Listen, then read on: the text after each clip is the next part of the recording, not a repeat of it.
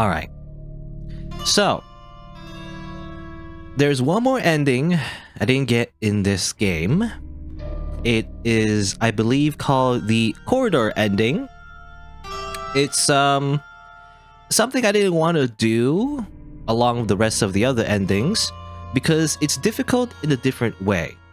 Mainly because it requires like several hours of just walking down a hall. You know, that's why it's called the corridor ending.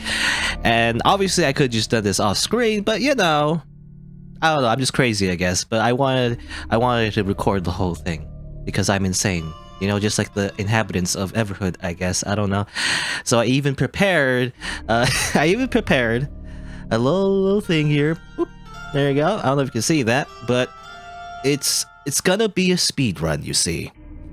Well, not really, because this is real, you know, I don't think this counts as a speed run, but I'm gonna put splits here just because, just for fun. It's like, it's the small bladder any percent, because I'm probably gonna take a break in the middle, obviously, because I probably need to go to the washroom. But anyway, so that's what I'm gonna do. So probably this will be the final video for Everhood.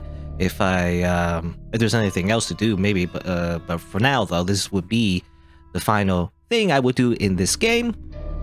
I'm gonna put it on YouTube, and I guess we'll just start as soon as the screen transitions. I have to manually press it. I learned that I never touched speedrunning in my life, so I don't know how to use live splits, but I literally prepared this just for this. Anyway, like so?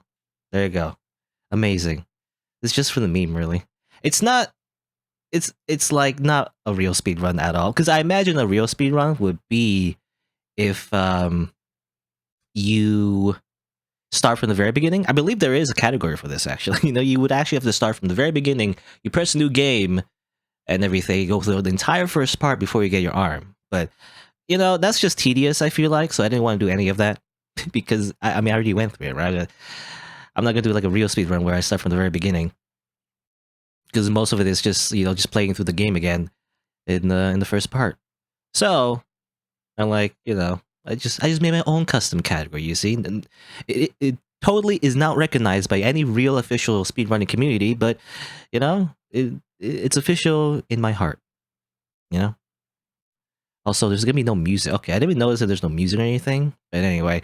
So that's the plan. I'm just gonna go down this entire corridor. I'm gonna hold down the right D-pad for the entirety of this whole thing.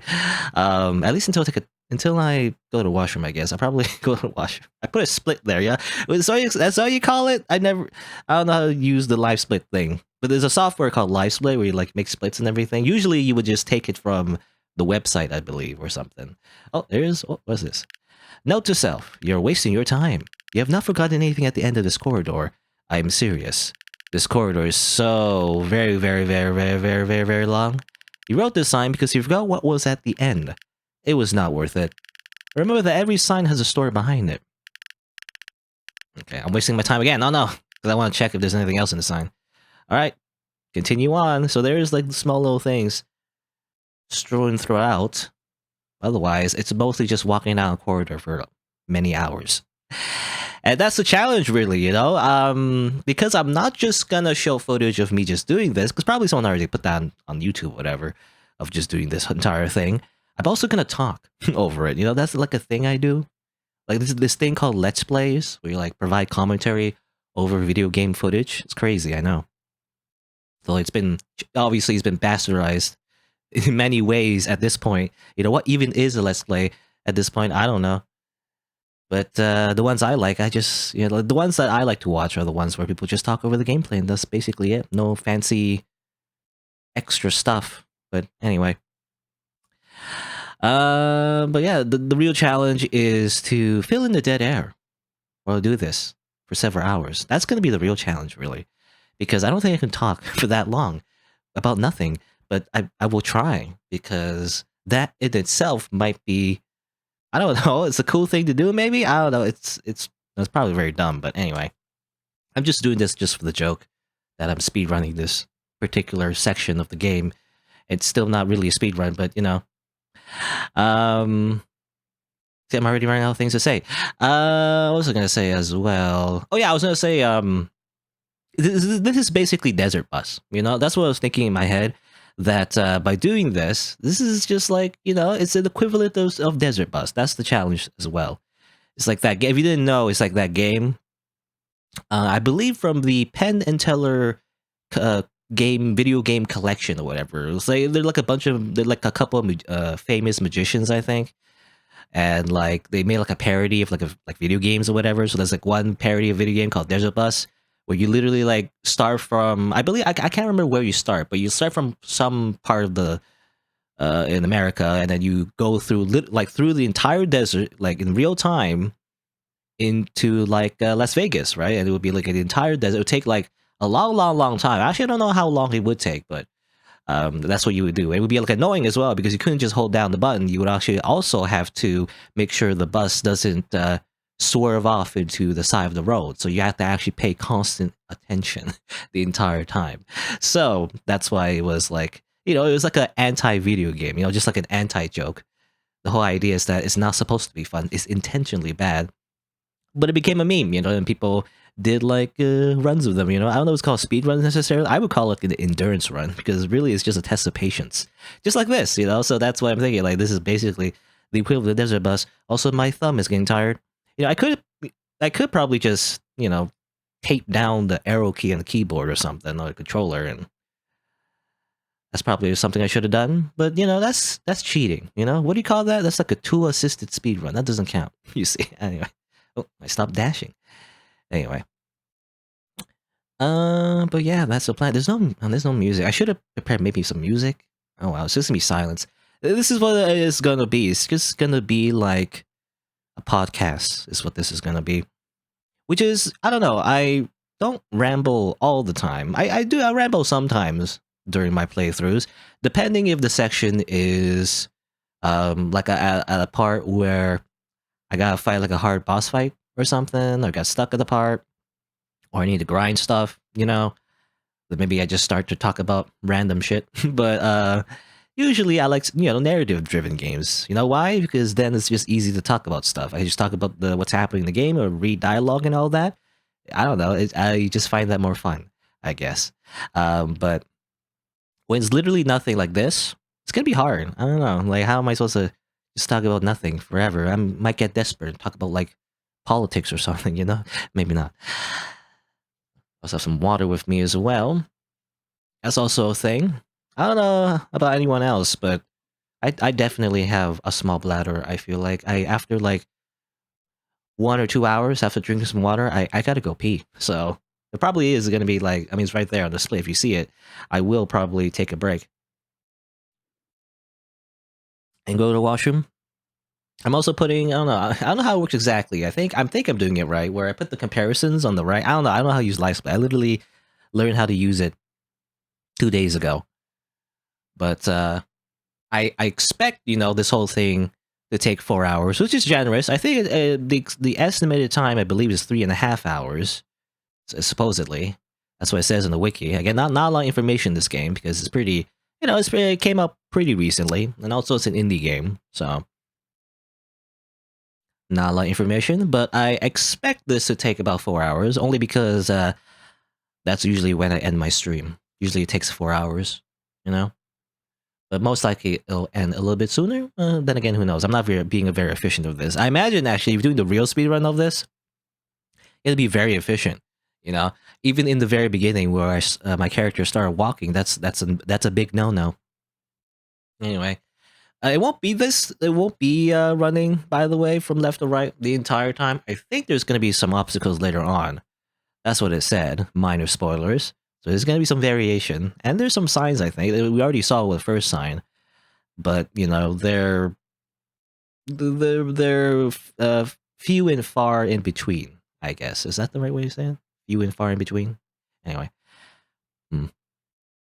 But yeah, I believe the lore of this corridor is that it belongs to the Green Mage. You know, the Green Mage apparently made this corridor for some reason. I don't know why, but I don't know if they came from the right side or the left, or started from the left and or started from the right. I don't know, but I think the tallies on the walls, I think it was mentioned that each tally, I think the Green Mage even said it, like each tally is how many days they spent in this hall, you know?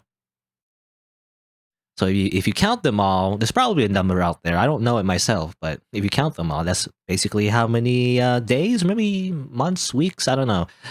But you can calculate how many years the Green Mage has been in this world, maybe, for some reason. I don't know why they made this giant hallway, but that's what they did.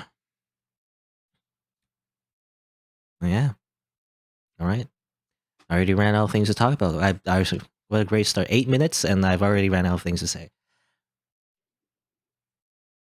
Just drink some water. It's a bad idea, actually. I should drink some water. Water so early, but I gotta stay hydrated. You know. Anyway, this is just for the joke. Really, this is like a really long bit, to be honest. Like the splits don't even mean anything. You know. Yeah, it's all abstract anyway. Well, I'm gonna rant about speedrunning. Actually, you know what? I'm gonna rant about speedrunning. I already did so. I believe I already did so a few times in previous playthroughs. Most recently, I think I ranted about speedruns in Final Fantasy Tactics. You know, but let me just say, because I guess it's slightly relevant, is that I don't know. I don't really like speedruns all that much, to be honest. You know, it's kind of blasphemy, but it's not really my thing. But you know, it's which is ironic because I have these splits on. But anyway, I don't really like speedruns, to be honest. Mainly because, well, when I thought of speedruns in the beginning, when I ever heard of speedruns in general, it seemed like a cool idea, right? So, you got to beat the game as fast as you can, which means you must be very good at the game, right? You know, you're so good at the game that you beat it so fast. But usually, the thing is, that's not always the case. Often, most, like, at least more popular speedruns are the ones where people use exploits or glitches or whatever it is, like things that the developer didn't intend in the mechanics of their video game. They would use to circumvent a ton of obstacles in the game, or otherwise just break it completely, and that would be the speedrun. You know, you beat it as fast as you can, but in lieu of actually interfacing with the game's intended mechanics. And in its own way, it does, you know, maybe some like speedrun strategies would take skill and all that, right? But it's like a skill in a different area, you know? It's like its own little meta, which I don't really like, you know? I don't like that idea. I rather, I mean, I don't know. I mean, practically speaking, I guess it doesn't really matter, but you know, the idea is that I thought speedrunning would be a showcase of someone's skill in the game. But I mean, you can ask any speedrunner, you know? You could ask them to like play the game casually. They probably can't do that because they probably will just keep using the same glitches, right, to beat the game. I imagine. Maybe, maybe not, but you know, it's like speedrunning is like its own kind of thing. You know, it's not like being good at the game traditionally, but rather being good at a certain set of skills to beat the game as fast as you can. Which is the reason I don't like speedrunning. I don't know. It's just like a bias, I guess, against that for whatever reason. It's like a mental hurdle, I guess, is the reason why I don't like speedrunning, because you're like, well, you're like, you know, you're destroying the sanctity of this video game or something. I don't know, maybe not that exactly, but it just feels like, I don't know, again, it just feels wrong, you know? Obviously, there's like glitchless speedruns as well, but I don't know. That's like its own little category, and that's not, I feel like anyway, it's not the ones that people look for when they look for speedruns and everything. You can do like a glitchless speedrun, but even then, sometimes there's like little metas where you like min-max everything, and that's no fun, right? But I don't know.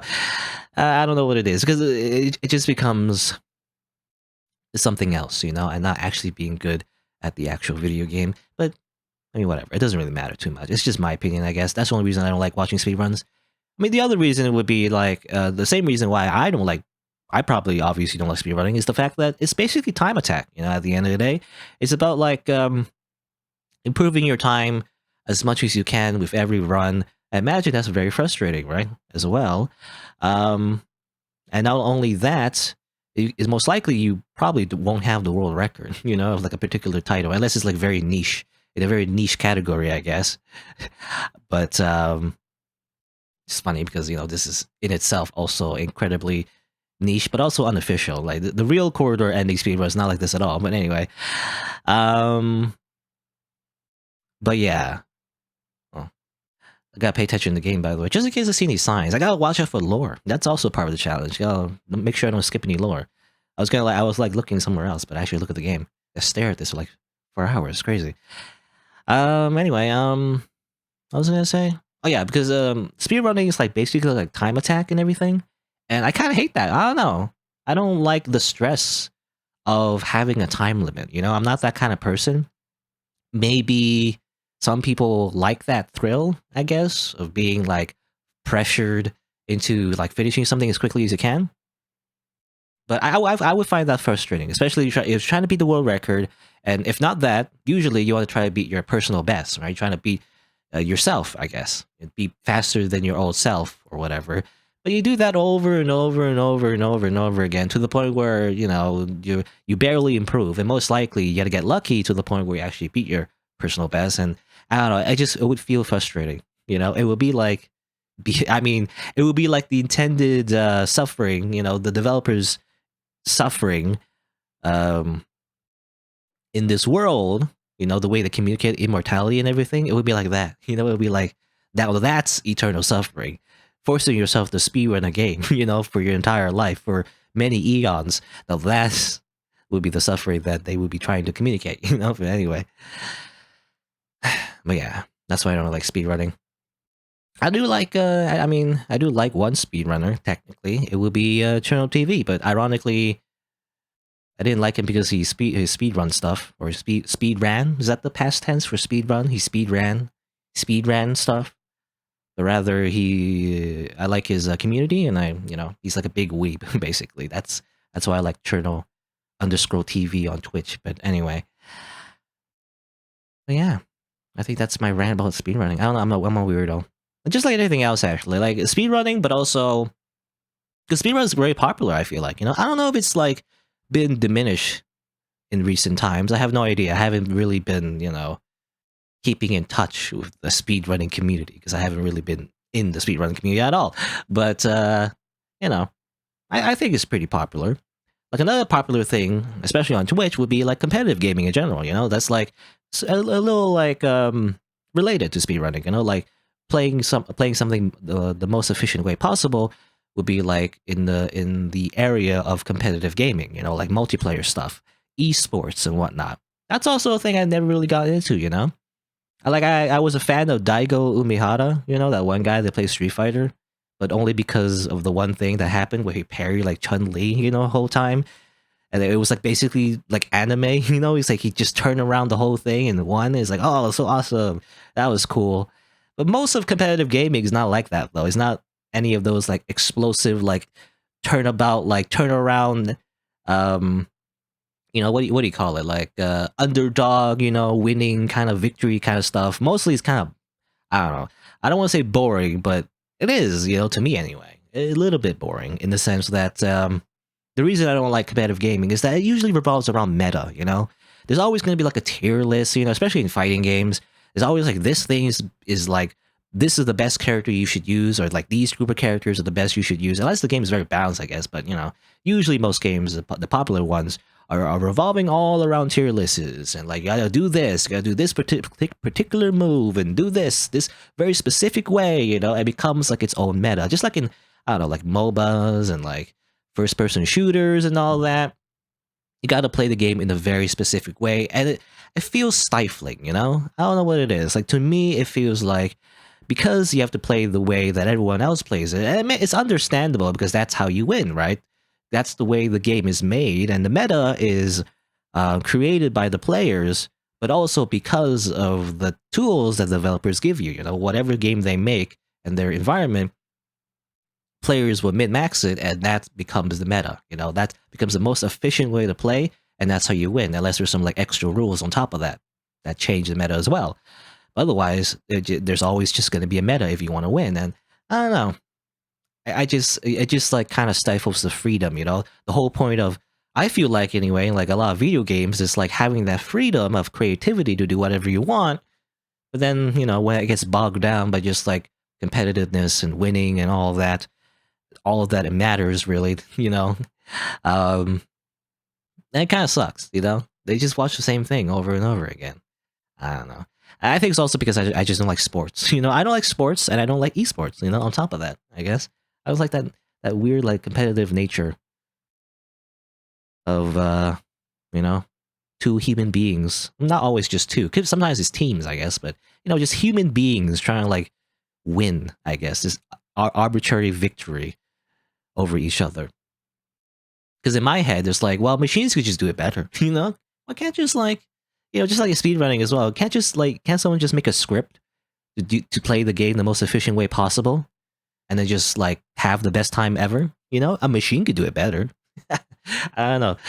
I mean, that's like its own thing, I guess, like philosophically or philosophically. I don't know how you say the word, but that's its own like philosophical debate.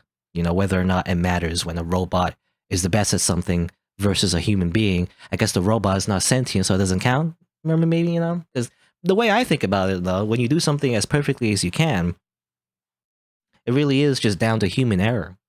It's basically how much human error can you just not do, and I feel like that a lot of that goes down to luck. Beyond just like practicing the same skills and technique over and over again, it really is just don't make a mistake, and then you win or something. I don't know, something like that. Because I wonder, like just like in the Olympics or whatever, it's like sure, like a dude can like lift something very heavy, and that's cool and all, but like probably I don't know, a forklift can lift something better. It doesn't count, I guess, but I don't know. You can lift something, but like something else can do it way better.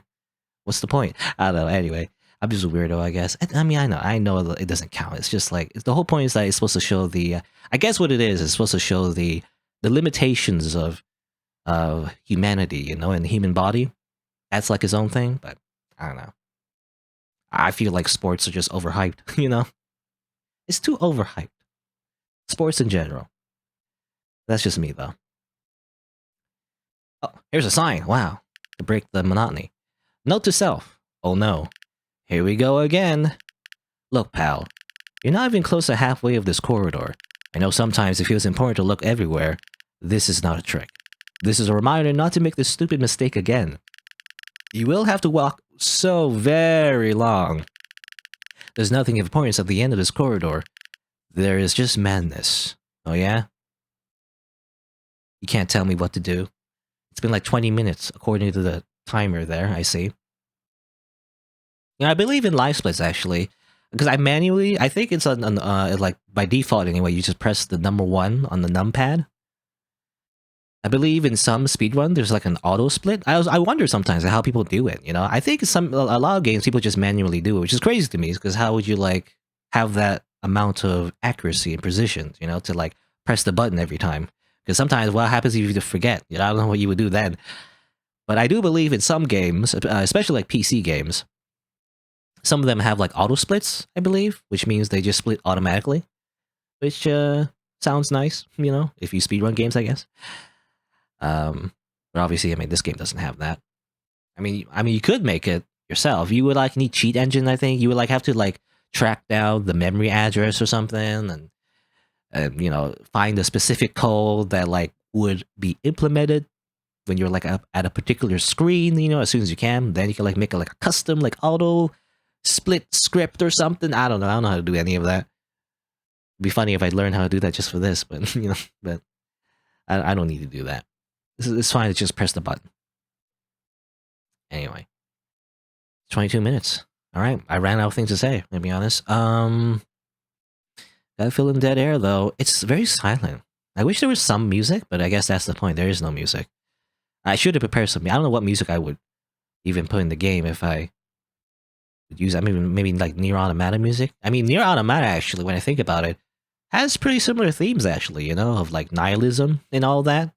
Not exactly immortality necessarily, I think, but but about the inevitability of like death and all that, and how like it's just it's just a natural thing. It just happens. It's not a good or a bad thing. It's how it is, and this you just got to deal with it, and not go insane, basically. Nier Automata. Hopefully, I'm not spoiling. I mean, that's the general themes, I'm not spoiling the specific events. Speaking of which, there is a Nier Replicant, that's coming out, the remake of it. I believe the full name. I don't even know the full name. The full name is like a bunch of numbers, or something like Neo Replicant 12528828529 something. I don't know the actual number, but basically it's the Neo Replicant remake. I did play it relatively recently. Like it was like a year ago, right? 2 years ago, I think I did play it already. So again, I don't know if I'll play the remake necessarily, only because I've already played it. You know, it's still fresh in my mind about like replicate, like specifically the replicate version. I imagine a lot of people would have played the localized version, you know, that had like a different main character, you know, which is interesting. Like if you didn't know, basically the original Nier, the prequel technically of Nier Automata, though the story is quite different, very not directly related, except maybe like one character, you know, if or like a few characters, but it's not super related. You know, it's not so necessary that you need to play the original Nier to understand Nier Automata. I feel like anyway, except to get some references, you know, to get some Easter eggs out of it. But what I did though, I played it retroactively. You know, I played it after I finished Nier Automata. But anyway, I believe um the Nier Gestalt, right? That was the different version, the localized version that most people played. If they played Nier, you know, in the West or whatever, they would have played the one where they had like older main character. I believe the reason was that I remember in the playthrough I mentioned that the reason was that it was like two versions. You know, at first they just wanted like a teenage Nier. You know, that was actually the original one, the Japanese protagonist. But then Yoko Taro was like, actually, what about this, you know, character design? And they also had like an older Nier, you know, and the dynamics are just so slightly different. But basically, it was just like an older character in that game instead. And so Yoko Taro was like, well, might as well make two versions because I like both or whatever. So the Japanese version had the young Nier, the teenage Nier, I guess. And then the Western versions, you know, had like the older Nier. I believe the Gestalt was on Xbox and like Replicant was on PS3. I believe I could be wrong, but they're technically on different consoles, I think. But the remake, you know, I believe just has the teenager version. And I heard before, you know, people ran. I remember. I mean, this is like years ago, like an archive or something, you know, because this is not something like I read like as I played or anything. This was something like that happened when the game came out or close to it. People had like, you know, arguments, you know, you see classic internet arguments on like random forums. Because when I Google stuff, you know, because you know, you say stuff on your internet, it's going to be there for years. But when I Google about like Nier information and all that about the character and everything, people did complain, you know, it's like, oh, you know, the Japanese version is dumb. They added that after, you know, the original version was the older Nier, and he's way better, guys, or something. But actually, you know, it's revealed that definitely in beta, Nier was actually definitely the teenager version. You know, people got mixed up. They thought the original version was the older Nier, but actually that was the one that was added later, I believe. I could be wrong, but I think that's what it was. Like when Nier was being created, the younger version was the one that was actually the OG, you know, in development anyway. So that was actually the case. You see, people just thought, you know, it was the English version. You know, maybe I don't know because they had like, I mean, they had like a bias, right? Because they saw the English version first. I feel that's the same for a lot of things. You know, when you watch some kind of show, some kind of anime or movie or TV show or whatever, and there's like different versions to it or something, or even just like two shows that are very similar. It doesn't matter when those shows came out. You know, one is considered a classic and the other one is considered the one that copies the other or something. If you play the one, you know, the one that you or I say play, but the one you like watched first is the one that sticks out in your mind, and you consider the original. You know, I feel like that's the case. I mean, I imagine, for example, I mean, in this game, right, Undertale and Everhood. If you played Everhood first and never played Undertale, you would be like, "Hey, this is the greatest game ever," you know, or something. Again, well, the comparison still isn't super fair. I said before, but you know, but yeah, it's just like in video games, you know. That's why I'm always skeptical. Actually, when I have a hard time like picking a game to play these days for some reason. I'm just not really in the mood for a lot of games that I put on my bucket list. You know, I don't know. I'm getting some burnout, I guess, for some video games or some types of video games anyway. I mean, especially visual novels.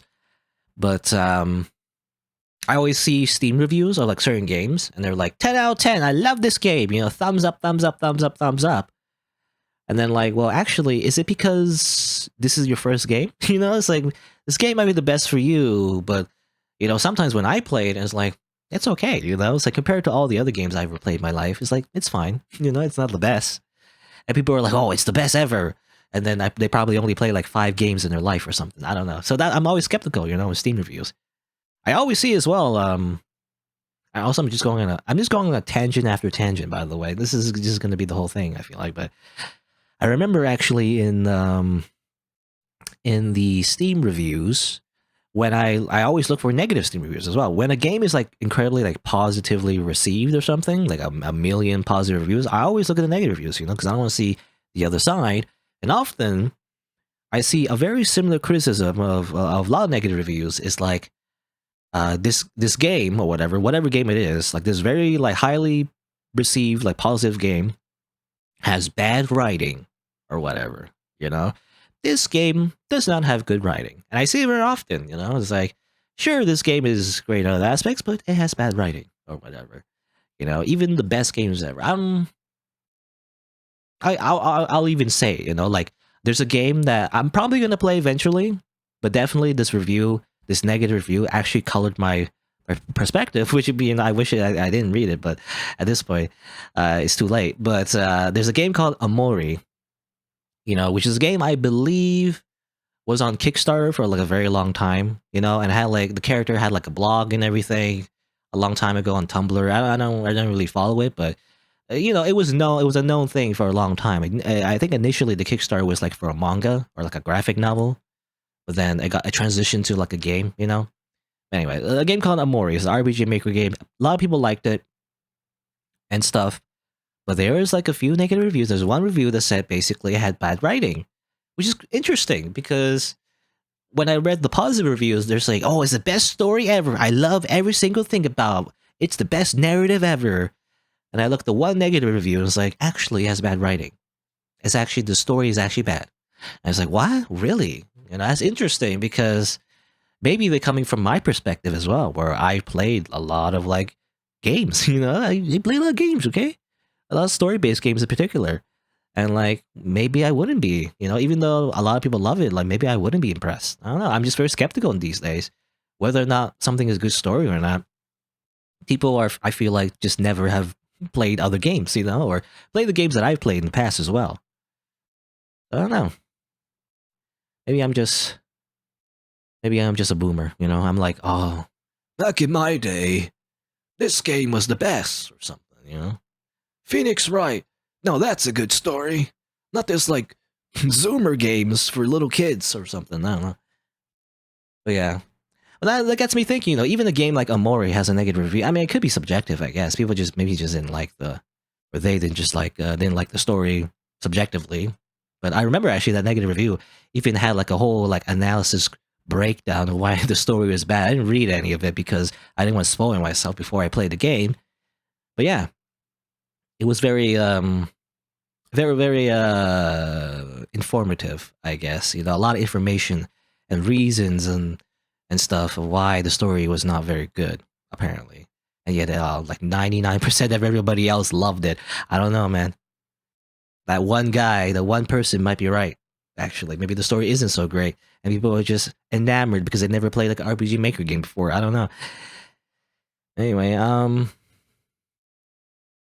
but yeah, so that leaves me wondering though, what is a good game with like a good story? Like, what is a good story then? You know, like I want a good story in like a video game. And the more I play, the more I feel like it's, you know, I feel like it's just less so. You know, very rarely do I find a video game these days that have a really good story that gets me like emotional or something. Or maybe I'm just dead on the inside. But you know, I like Undertale. Obviously, I like Undertale's story and everything. I like Doki Doki Literature Club. I mean, these are all like, you know, indie games that people have played, very popular and everything. But I do like that. I do like the DLC, Undertale, I like Danganronpa, Phoenix Wright. Those are the stories I like, I guess, you know. Something that will touch a mystery, I guess, but I don't know, has some whimsy to it, I guess. For the most part. I don't know if you call I don't know if you call Doki Doki Literature Club whimsy, but Yeah, I like those kind of stories for the most part. You know, those type of games. To me, those are the golden standard, and a lot of games haven't reached that point yet.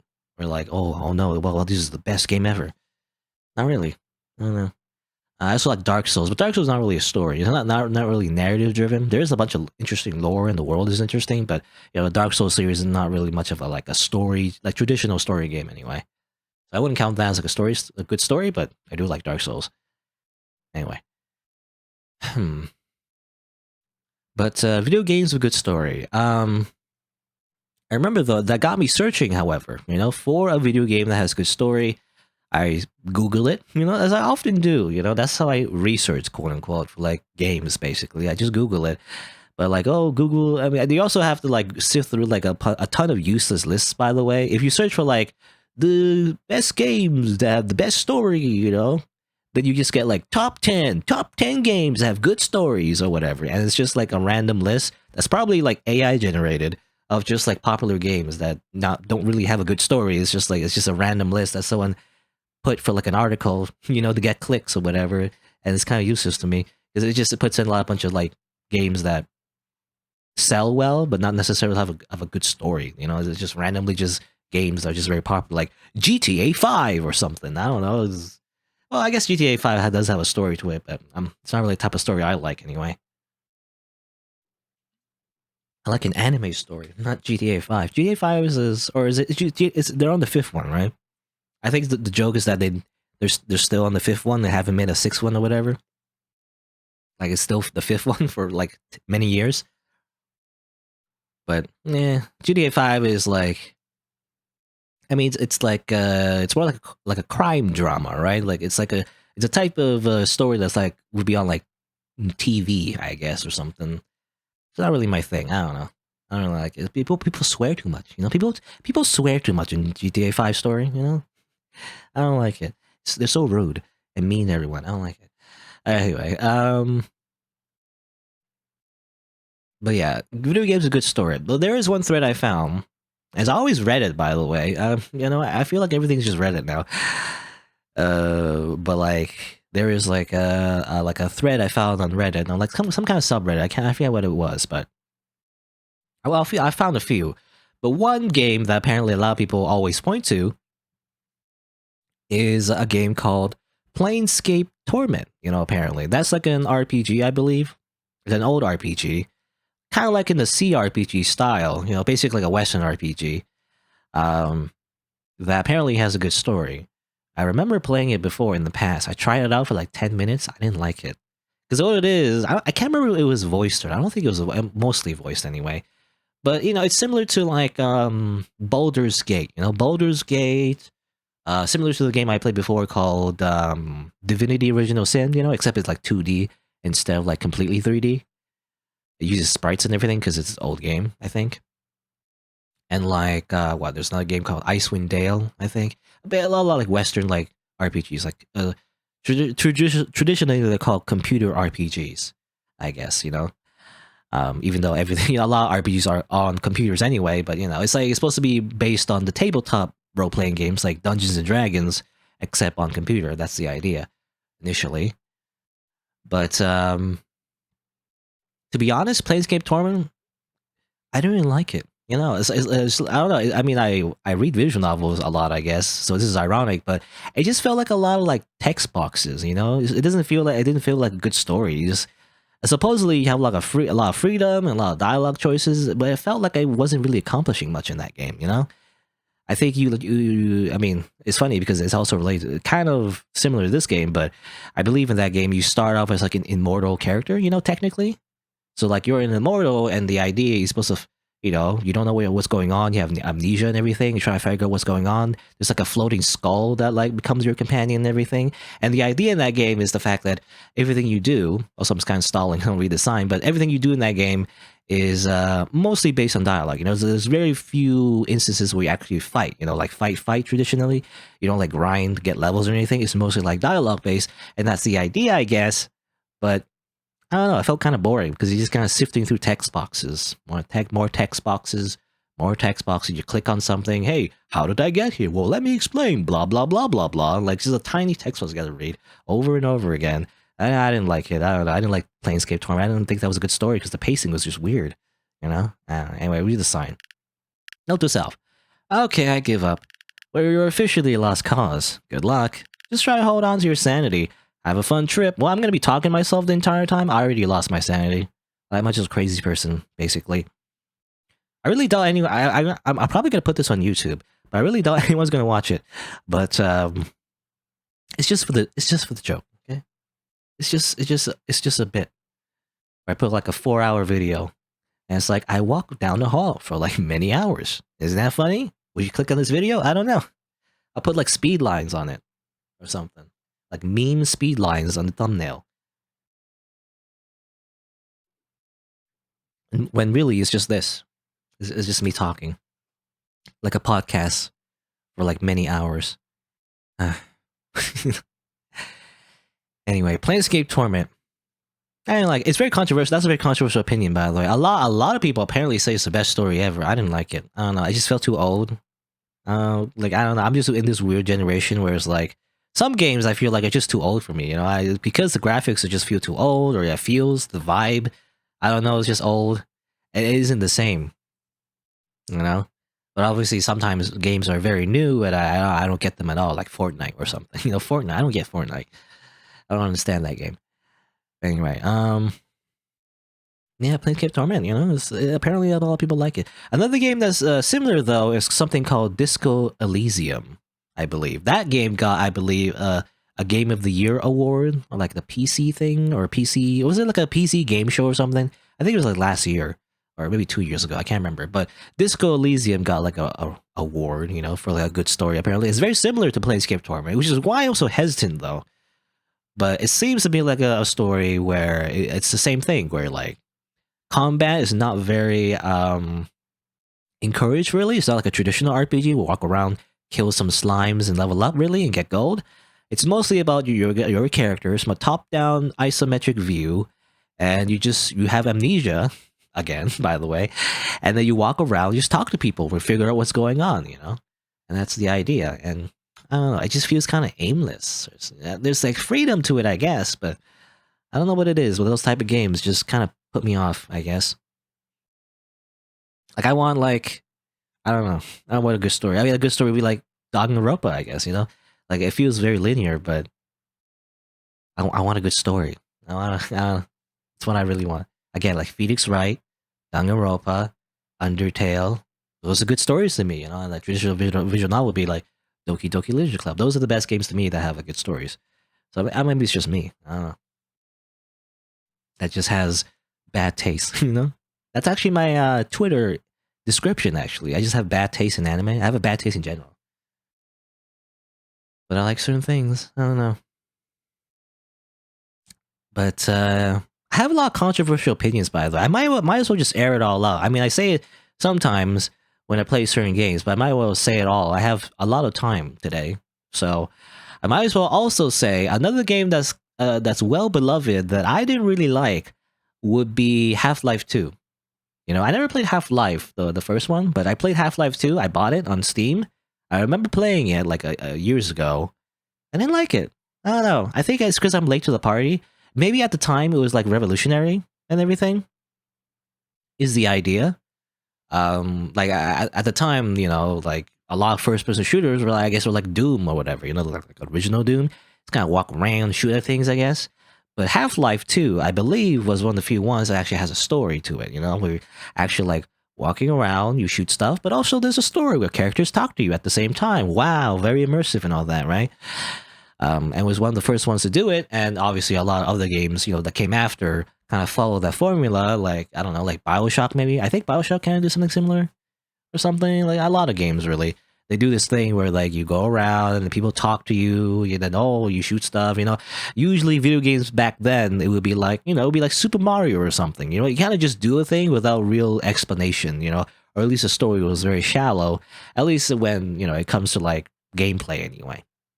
There wouldn't be much reason to do anything, but in Half-Life and Half-Life 2, there will be like a overarching narrative to the things you're actually doing, and that's probably why it was so well beloved. It was one of the first ones, and the most highly rated game on Steam. You know, one of the most highly rated anyway. Mostly because it was made by the same developer who also controls the platform. Maybe, I don't know. It could be some bias there. But anyway, I didn't like Half-Life 2. You know, when I played it, like the very beginning was very interesting. You go through like a train station, you walk around. There's like this like pseudo thing. You're absorbing the environment. It's like it feels like a very like dystopian universe. And, like you go through like a little thing. I even like messed around a little bit. I like just walking around in that area where nothing's much happening. You're just watching things go on. As if it's like like real life. People going through like a security checkpoint or whatever. You just kind of watch it happen. It's like, oh, that's kind of cool. But after like, an hour or two into the game, I think I got to the point where you could drive like some kind of hovercraft over the desert or something. I kind of got bored of it. I don't know.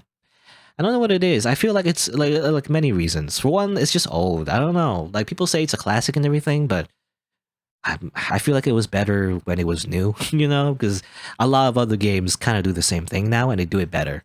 Especially the shooting. I don't know what it is, but the shooting just feels bad. In Half-Life 2, I gotta say, it's like you shoot stuff, you shoot your little tiny pistol, and you barely do any damage. You don't even get headshots. In that game, you just kind of like the pew pew pew pew pew pew pew, and then finally they go, the little mask guys, the Combine or whatever. I think I don't know. It just doesn't feel really satisfying to use the guns. There's not much of an impact to it, So for one, the game, the gunplay is very antiqued, I guess, or I don't know if that's the right word, but it's ancient. But the story as well. I don't know. The thing of the story is that sometimes the characters talk to you and everything. I mean, that's just normal for a lot of first-person shooters these days. But then we're left with all of these little sections where nobody talks to you, and it feels weird. It feels like like a video game. It takes you out of it really. Because there's like long sections where nothing kind of happens, you just kind of shoot stuff, and then you go down this way, and then you shoot stuff, and then you go down this way, and there's like a little puzzle even. You can do like a jump puzzle, and we get like a gravity gun, I guess, that allows you to move objects like in Gmod, but you stack stuff on that, you jump on that, it's like little small puzzles that you have to do that really takes you out of the immersion of the universe, I feel like, for whatever reason. I don't know. I mean, you do it in a lot of video games, I guess. But I don't know. In Half-Life, where it's supposed to feel like you're immersed in the world, suddenly you're doing like weird jump puzzles, and I don't know what it is. You're breaking stuff with a crowbar, and then you gotta like grab something, you jump on that, and I don't know. It just feels weird that suddenly you're doing the platforming in the middle of like a thing that's supposed to be happening, and just like long stretches of like silence and just like shooting stuff for no real reason other than just to shoot stuff, I guess. It kind of lost me after the very beginning. The very beginning I really liked because it felt like a real world, a living, breathing world. But then a lot of middle sections, in the game just felt like they just spawn enemies. Here's an enemy that you shoot. Why? I don't know. Just because to get to the other point, I guess. That's it. I don't know. To get like to point A to point B. I felt like those sections were just too long, I guess. I don't know what it is. I can't really pinpoint exactly why I don't like Half-Life 2 anyway. That's partially the reason, So for some reason, it didn't really hit me the same way as I feel like a lot of the people that really love Half-Life 2, I imagine. Literally one of the highest rated games ever on PC, and I didn't really like it, I like TF2 though. I think they didn't come together like Portal and like Half-Life 2 and like TF2, and like Orange Box or whatever. I didn't get that though. That was like before my time, I guess, or I say that before my time. Well, before I had like a gaming PC, I guess, and was allowed to even buy stuff. I was too young to even buy stuff online. But yeah, I really like TF2. I mean, at this point, I'm burnt out on it. But I played like 1,600 hours or something. I can't remember. 1,400, 1,500, at least 1,000 hours. I play a lot of TF2. I really like that game. I mean, the reason why I like it is because there's a lot of different ways to play, As long as you're not doing competitive TF2. I never really liked competitive TF2, but I feel like it became more of that, I believe, because there's like matchmaking now, which is crazy. It used to be, back in my day, TF2 was like a fun thing to do because like a ton of different classes, ton of different weapon combinations. it was just fun to like learn all the different things you can do in that game. Those small things, even like rocket jumping. It was just fun to learn. Anyway, um, and Portal. I think I actually never finished the first Portal. To be honest, I don't remember finishing the first Portal. It's not like I didn't like it. In fact, I probably watched the playthrough most likely. But I do have it in my Steam library. I just never finished it myself. But I probably watched someone else play it, and I did like Portal though. Portal in itself is like a shorter game. Now that is like, well, I don't know if it's a good story necessarily, but that is also a game that's has better pacing to it. Better than Half-Life 2, but only because obviously it's a lot shorter, so that's probably why. But Portal. I mean, mostly I like it mostly because of its ending song. I'm still alive. That Still Alive song. This was a triumph. I'm making a note here. Huge success. The person who wrote that song is Jonathan Coulton. And I actually like that guy. I like his music anyway. A lot of his songs I actually learned to play back in high school. I don't know. I like a lot of his songs. Like I don't know. A lot of his songs are just very nerdy, basically. Just a bunch of nerd songs. I like it though. Anyway. But yeah, video games. It's been 49 minutes. 49 minutes already? I don't think it's I talk this much, so why did I do this? This is a horrible idea. It's not even like a big deal. This really is a test of my endurance. I'm gonna go insane, probably. By the end of this, the sign was right. Oh god. And then later it's gonna be even tougher, actually. Because it's not just walking down the corridor. There's gonna be like obstacles, actually, so you gotta pay attention. Oh god. Oh, I'm even walking sometimes because I gotta like switch my thumbs, I can't hold down the button the entire time. Causes my thumb to get a little sore, as it turns out. More gamer injuries. Anyway, it's been 50 minutes. Man. What else should I talk about? I mean, this playthrough in general, I've already edited about to be ready. Most of this playthrough, like the normal playthrough. I haven't edited the bosses though. That's gonna take a bit because it's gonna be a lot of cutting, on my video editor. But I need to cut down the episode. Probably one episode, depending how long it is, 1 or 2. I still don't know. I gotta like look at the raw footage. But I gotta cut down all the little secret bosses I've done in New Game Plus and probably put it in 1 or 2 videos, depending how long they are, I guess, as well. That's still something I gotta do after I'm done with this. And probably this will be like its own thing. It's gonna be like a full video. I don't know if I need to edit anything. I gotta preserve the integrity of the speedrun, right? Quote unquote speedrun. The unofficial speedrun. But I guess as well, I probably need to edit the Night in the Woods as well. I haven't done that yet. I gotta edit the Night in the Woods playthrough that I've done relatively recently as well. That's a thing I gotta do. And speaking of editing, actually, initially I used something called HitFilm Express, actually. So there's a video editor called HitFilm Express, because I don't have like a built-in video editor. I mean, I believe if you have Mac or something, you have like Apple editor or something. I just have Windows 10. I don't know if you need to buy like Adobe like video editor or something. I don't have any of that really. So I look for like free options. There's something called HitFilm Express that worked pretty well, but I've noticed like a year ago anyway, I noticed that there was some crackling. I don't know if it's because of the audio interface or the way it was compressed or something, but it seemed there was like a little bit of crackling sometimes on top of the other crackling that I had when I had my old interface. Hopefully there's a more normal crackling, by the way, for this entire thing. Hopefully, I can only hope. I haven't noticed it so far when I switched my audio interface to a different one and changed my microphone anyway. But initially I used HitFilm Express, that's what I used initially. But then maybe something to do with the audio compression, but I didn't like the audio quality. So I switched to something called Shotcut, and that worked pretty well. Shotcut is also free. It's open source. It's very good. you know, for what it is. It's basic, but you know, I all I need really is basic stuff.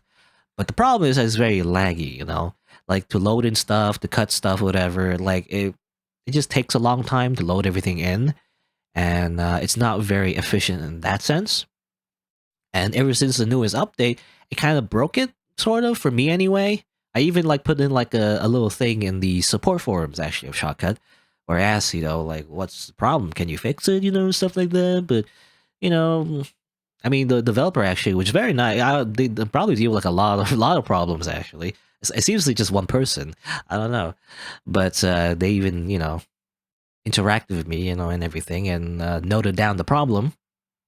But I don't think it's still been fixed, and which sucks.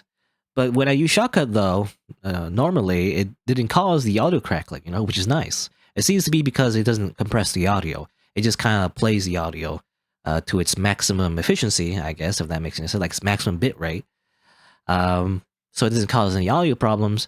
But nowadays, because of the latest update, everything is very laggy. So everything I do in that editor when I load in the video, and it's probably because I have such big files, when I try to edit those files down, it's just very laggy and everything's very slow, which is a big problem. So I switched to something called DaVinci Resolve, hoping that on top of like, it's very similar to HitFilm Express. It's like slightly different video editor, slightly different buttons, I guess.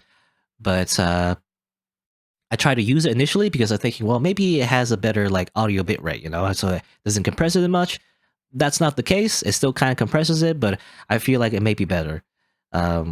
You know, I might be fine nowadays because I have new audio and everything. And also when I use Handbrake, you know, to make sure the frames don't like, what's the word? They don't like are choppy. I make sure the audio is pass through, if that makes sense. You know, instead of compressing it, instead of recompressing it, I use pass through, which hopefully that makes it better because it just makes sure it doesn't compress it actually. But anyway. But I end up using DaVinci Resolve anyway because there's like one thing that's actually better actually. It keeps all the files in one area, you know, so I can edit multiple videos in one project, which is the one advantage it does have, so I'll just continue using that unless there's a problem. Anyway. Oh, hey Risa, can I get a quick rundown, or can you get a quick rundown of what happened so far this stream? Well, you see, I walked down this corridor for 55 minutes. Yes. That's basically it. Yeah. And also rambled, I guess.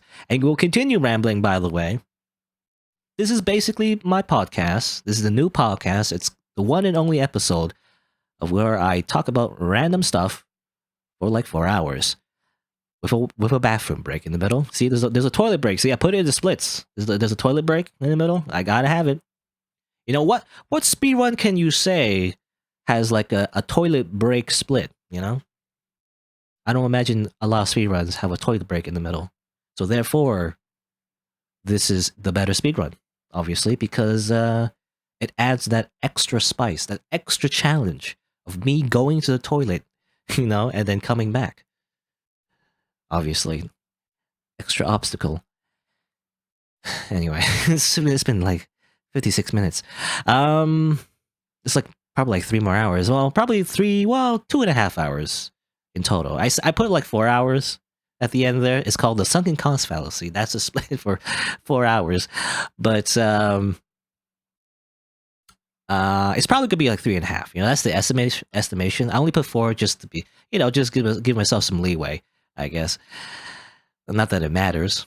You know, the splits themselves, it's just a joke. It's not even real splits. Like, this doesn't count as a real speedrun. But anyway.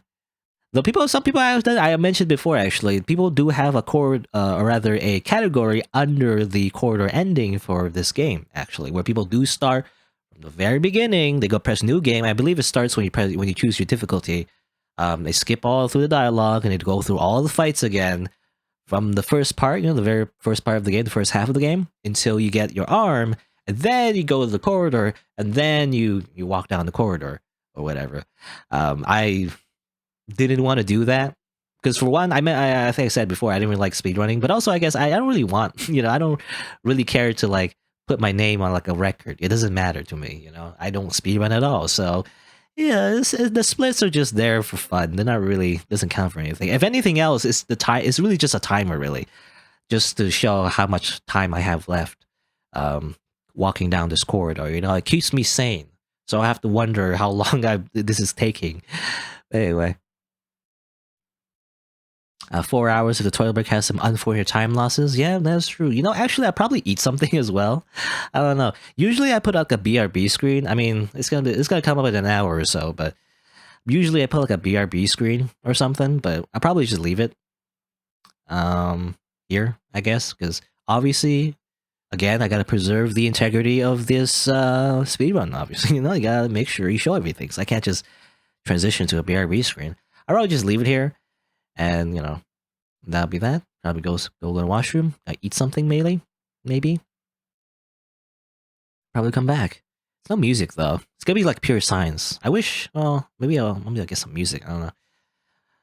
Um, you know, the one thing I hope doesn't happen is for some reason if the game resets everything, if I stand still, like that would suck actually, because I don't know if I can like not pee.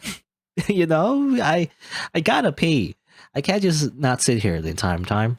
Unless I pee in a bottle, I guess, but that's disgusting. I'm not gonna pee in a bottle. I mean, come on. I'm not that much of a gamer. Okay? But I gotta pee. I don't know if the game will punish you for that actually. Like will you like does it like just like if you stand still for too long, does it like just push you back to the very beginning? I would like I would cry if that would happen. Because that would just ruin the entire thing. It would ruin the entire joke, you know? That would suck. Anyway. Do some water.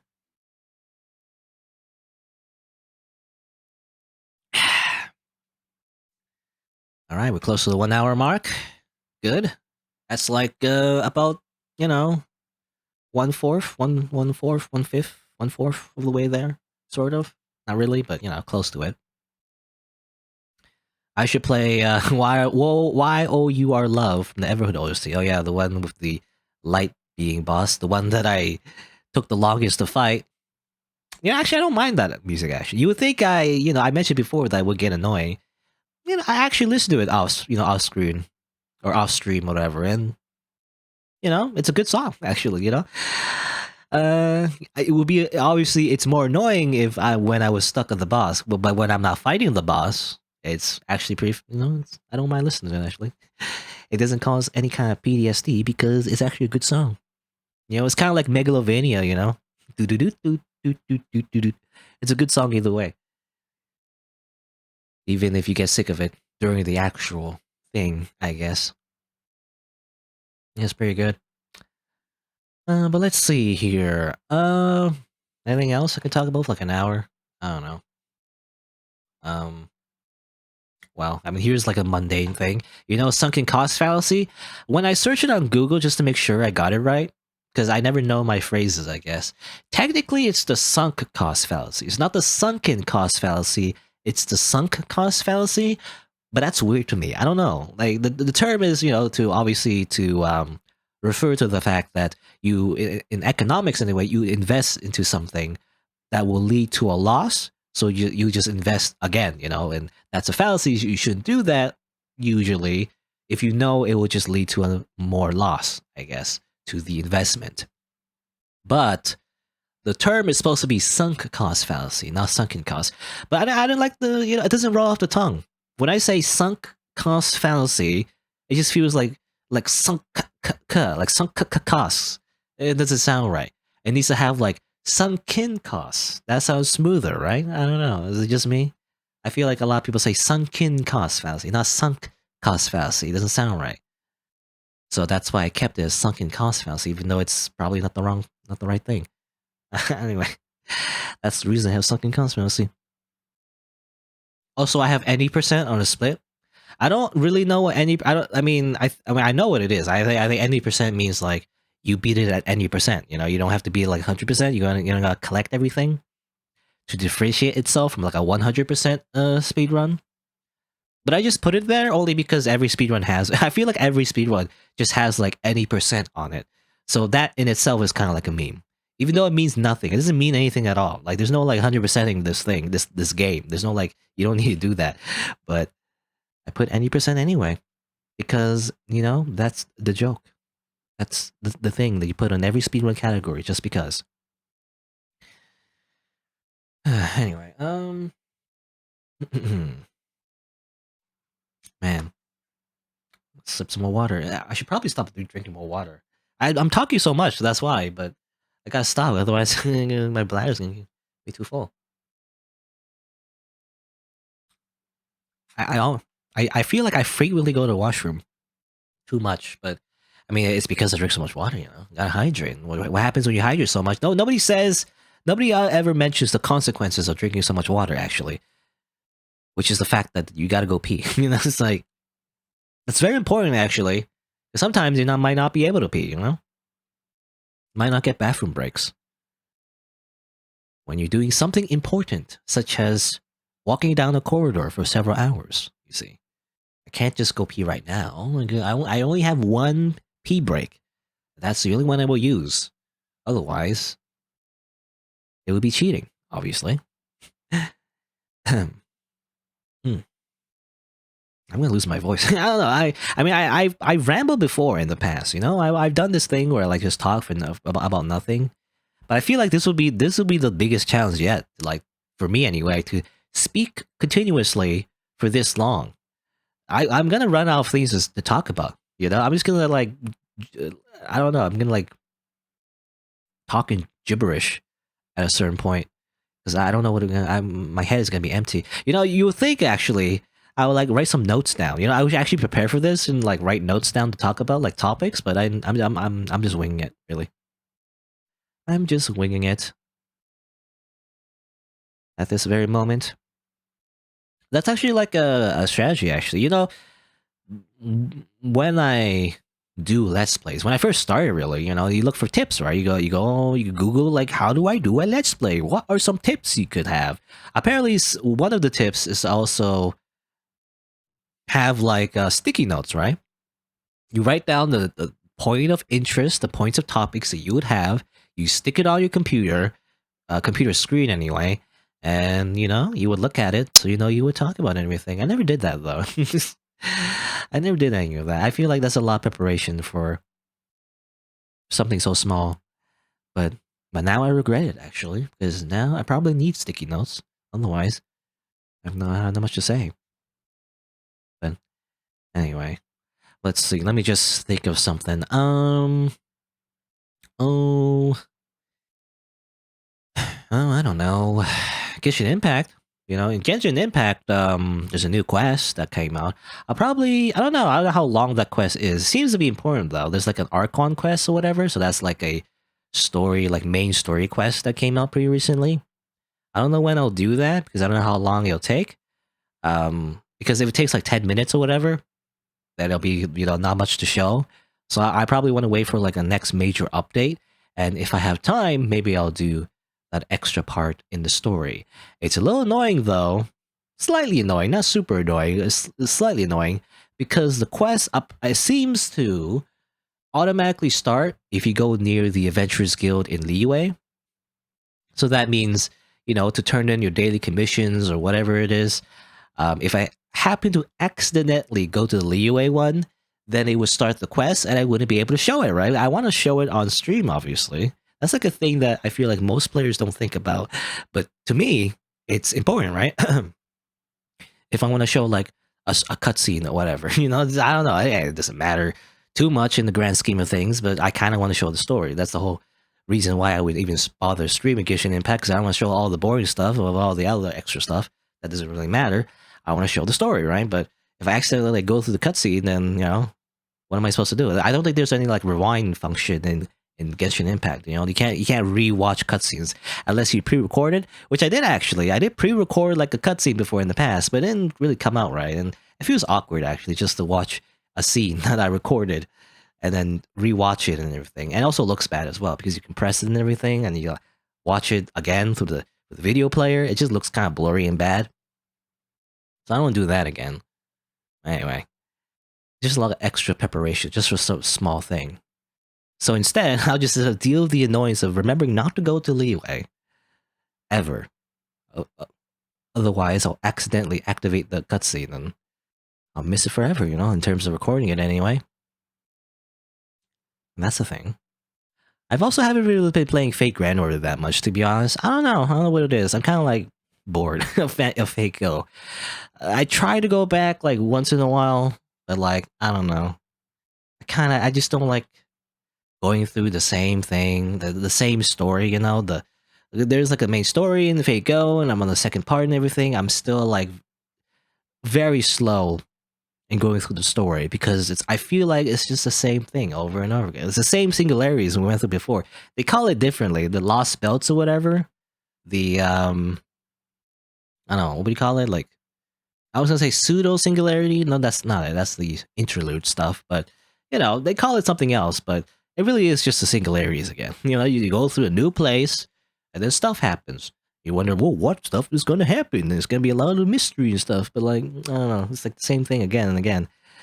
I really wish it was faster. You know, I wish the story is faster, so it goes to the good parts, much faster. But I don't know. I do this thing where I don't want to skip the story as well because then I lose a lot of context, and I don't want to go and watch the story on YouTube. So I just end up not going through the story a lot in Fate Go, and I'm just very behind in that game. Maybe when I'm in the mood, I'll come back to it, but for now, I've just been not playing it at all. I haven't even bothered like logging in. That's how like burnt out I am on Fate Go. I guess you know I just don't care anymore.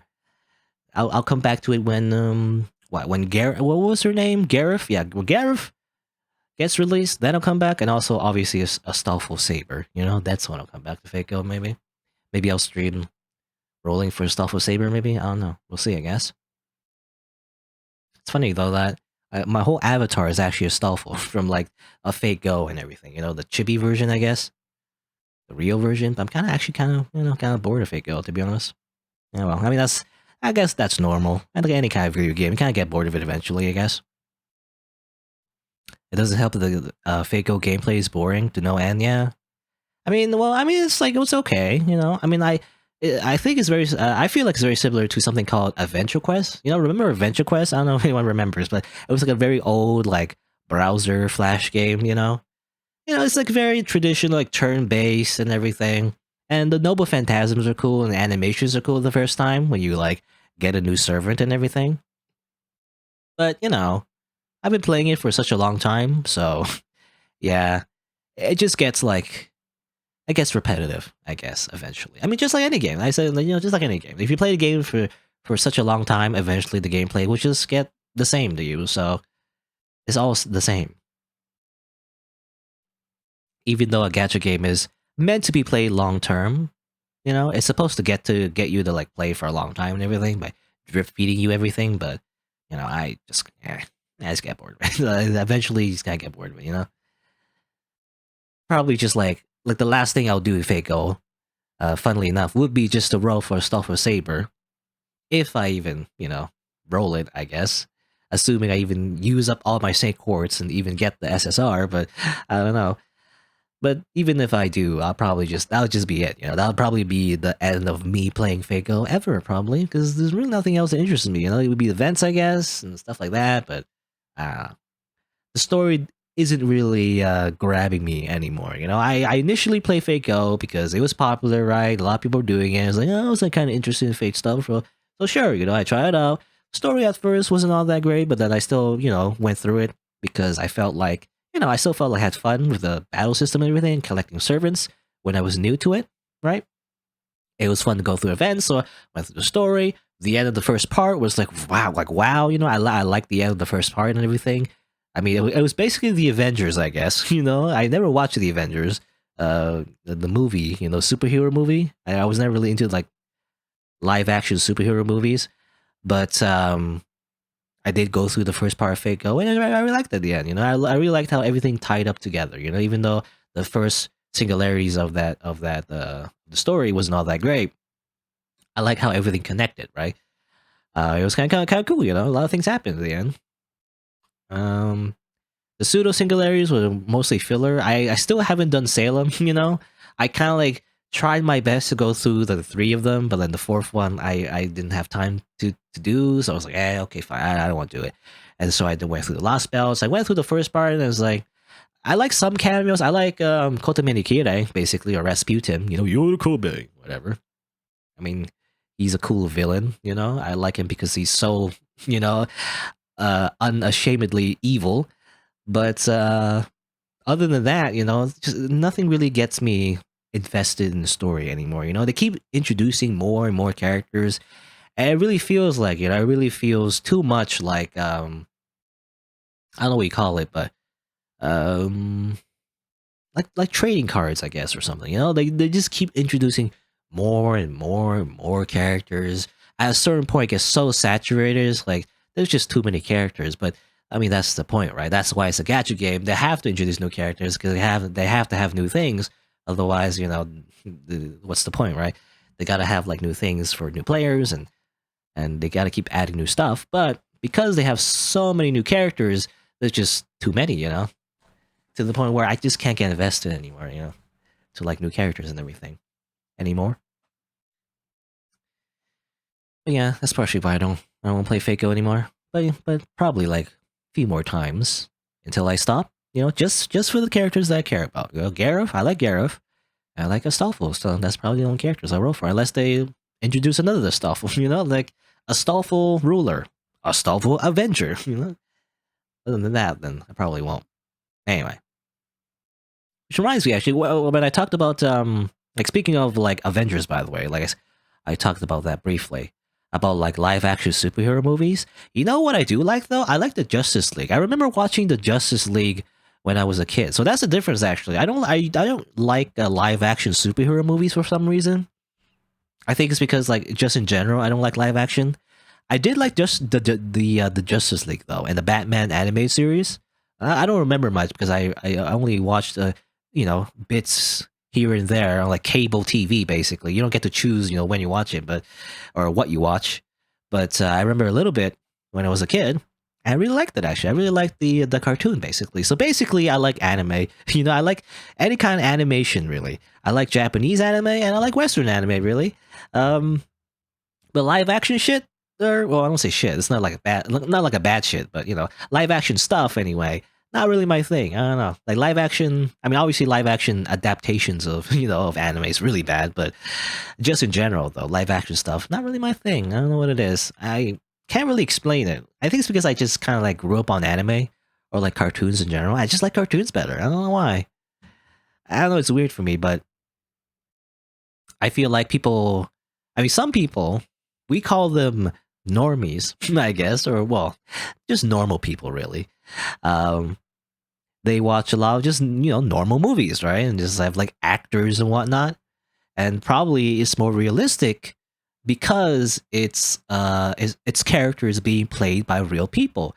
But for some reason, for me, I think the opposite. I don't know why. It's like something in my brain, but like I actually feel more immersed in a show that is just fully animated, has voice actors and everything, versus like real life actors. I don't know what it is. It's like it's weird for me because even though it's a movie and it's a story about these characters and like a real life actor is playing that character, I can't get it out of my head that it's just someone playing pretend, which is the point, I guess. That's the whole point of like movies and acting and all of that. But I can't get it out of my head that it's just some dude playing a character, Like when I look at the Avengers or whatever, it's just like, what? It's just some dude wearing a superhero costume. It's Halloween, It's not. It doesn't feel like I'm immersed into the story. It feels like someone's just wearing a Halloween costume and pretending the whole time. And sometimes there's like, special effects, I guess, where they shoot lasers. But otherwise, it's basically just someone playing pretend. I don't know. I'm weird like that when I look at live action movies, unless it's like a comedy, I guess. But otherwise, I can't get immersed the same way I do when I look at an animation. When I look at an animation, there's like a ironically, even though it's not super realistic, I guess, because everything is drawn, I feel like there's at least a layer where I feel more detached, I guess, from the universe, and therefore it feels like I'm more immersed in the universe because it's like its own thing that's disconnected from real life, and therefore I like it better for some reason. I don't know. I don't know what it is. I mean, it depends on the show, I guess. It depends on what it's trying to do. But I usually like the animated versions or something versus like a live action. It's just it just applies to everything, really. I don't know what it is. I mean, some movies I like. I mean, I like Star Wars, I guess, but only because I mean, well, the funny thing is there isn't like an isn't there like an anime series of Star Wars as well, like the Clone Wars and everything. Um, but there's no, I guess, no real equivalent of like the same story or whatever. If you don't watch Star Wars, you gotta watch, or at least the original stuff. You gotta watch obviously the live action. I call it live action. Usually people just call it movies, but live action versions of the movies of Star Wars. Um, but again, for Star Wars though, I mean, I watched it only because it kind of like came on TV. I happened to watch it. I didn't really like look for it. I don't really go to theaters actually. It's not really a thing for me. If I watch any movies, it would be just because it came on TV at the time, when I was younger. It just kind of came on, and it's like, oh, well, they're rerunning like a Star Wars movie. Sure, why not? I'll watch it. Because why not? It's there, right there. But for Star Wars, though, I wouldn't say I'm a big fan, though.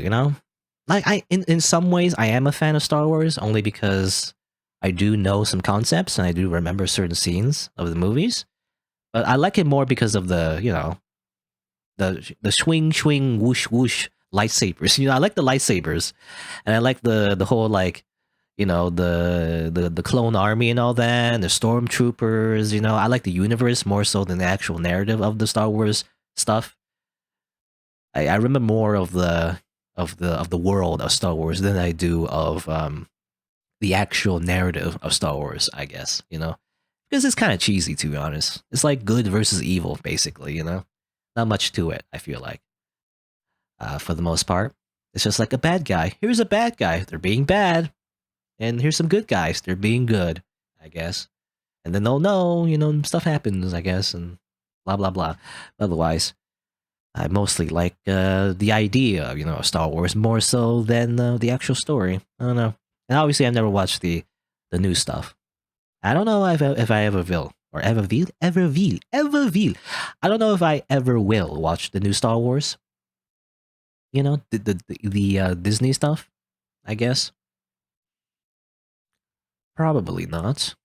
I do remember one scene though. I do remember one scene where the main character says, because I don't know, for some reason I happened to stumble upon like a clip on YouTube, or I found it pretty funny actually. She says like, "You're a monster," and then the other guys like said, "Yes, I am," which is, I don't know. I found that pretty funny. The way she says like, "You're a monster, you're a monster, you're a monster." That kind of stuck with me for some reason. You're a monster. Anyway, I don't know how I got on a tangent on Star Wars, but that's Star Wars, I guess. Anything else? I mean, basically, this whole thing's gonna be me and my weird opinions, but like, I'm trying to think. Anything else that I hate? Basically, anything else I hate? I mean, I think I already mentioned it before, but I don't like rap. That's the thing I don't like. I don't like rap. I don't know what it is. Rap is also something I don't like. Just randomly, just another thing I don't like. Rap. I like J-pop though. Like the opposite would be like J-pop and like obviously anime openings and endings and video game music. I think it's because the biggest thing of rap and like any kind of music similar to it is that it doesn't have like a clear melody to it. A lot of rap songs are like whatever. People just talking really fast into like a rhythm or whatever. I'm sure it's like it's cool, obviously to some people because music is very subjective, obviously. But I don't like it. I don't like it when people are just like talking, and not like making music, like, or at least making a melody, a clear, like simple and easy melody. Because I that's what I like. A lot of video game music is like that, right? That's the whole point because it's supposed to be memorable, and it's built that way. And some people, I feel like some on the other hand, some people might say that that type of music is kind of boring, right? In that sense, it could be boring in the sense that it's too artificial, I guess. It's like it's constructed the same way, it uses the same melodies and everything. It's supposed to sound the way it does. A lot of like pop music, is like that, where they construct it a certain way to have like a particular memorable chorus, and that's kind of all it is. It's supposed to stick in your head because of that. But I don't know. I kind of like that though. I kind of like simple music because I don't really like the type of music that's too I don't know, too crowded, if that makes sense. Like too much things going on in the music. it's hard for me to follow. I like something simple and, just nice to listen to, That's usually what I like. I like, my favorite type of music would be elevator music, ironically. That's what I like. I like elevator music, which is what you call like bossa nova, I guess. Though bossa nova also like accounts for like vocals, but I don't like like bossa nova like vocals. I like simple bossa nova with just instruments. Like just like very simple music that you play in the elevator. I like that. I don't know. That's my type of music anyway. That's what I like. I like jazz as well, I guess, but it depends on the type of jazz, I guess. It really depends.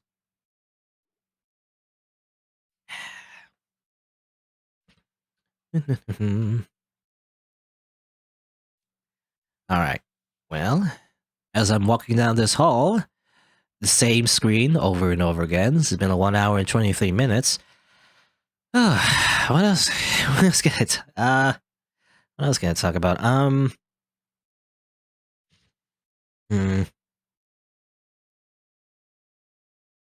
Arisa, I should try some Ahisa songs. It's your go-to listen during work artist. Just a recommendation. Okay, I have to remember that later. I'm not gonna like remember it like right now, but probably I don't know. Ahisa. If I remember it, I guess. Maybe look that up. Well, speaking of music, I guess I do like Vocaloid songs, I guess, as well.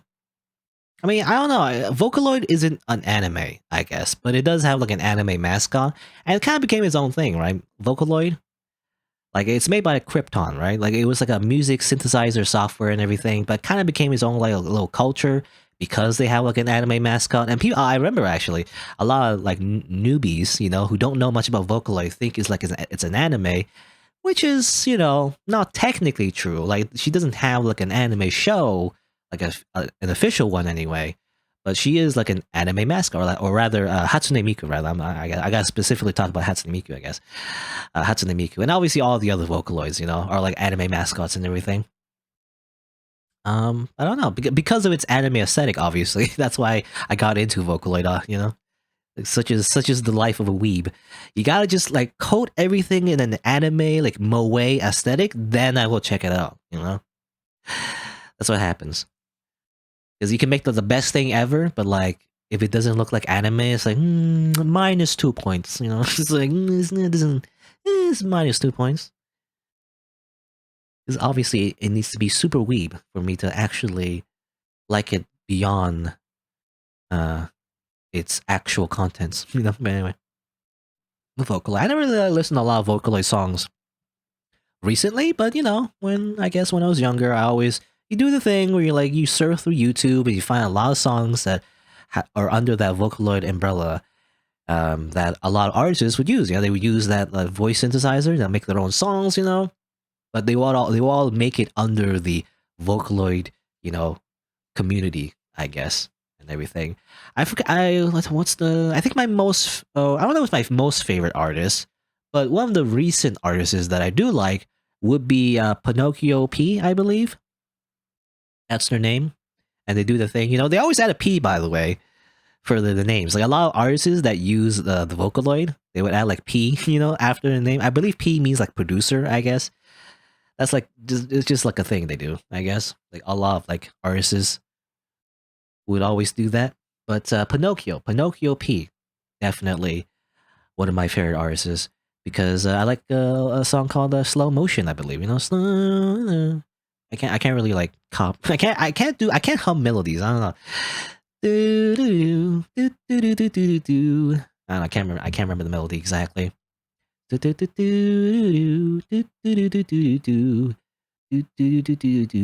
right, anyway. I don't know why I'm trying to hum it. I can't hum it. But yeah, slow motion. I like slow motion.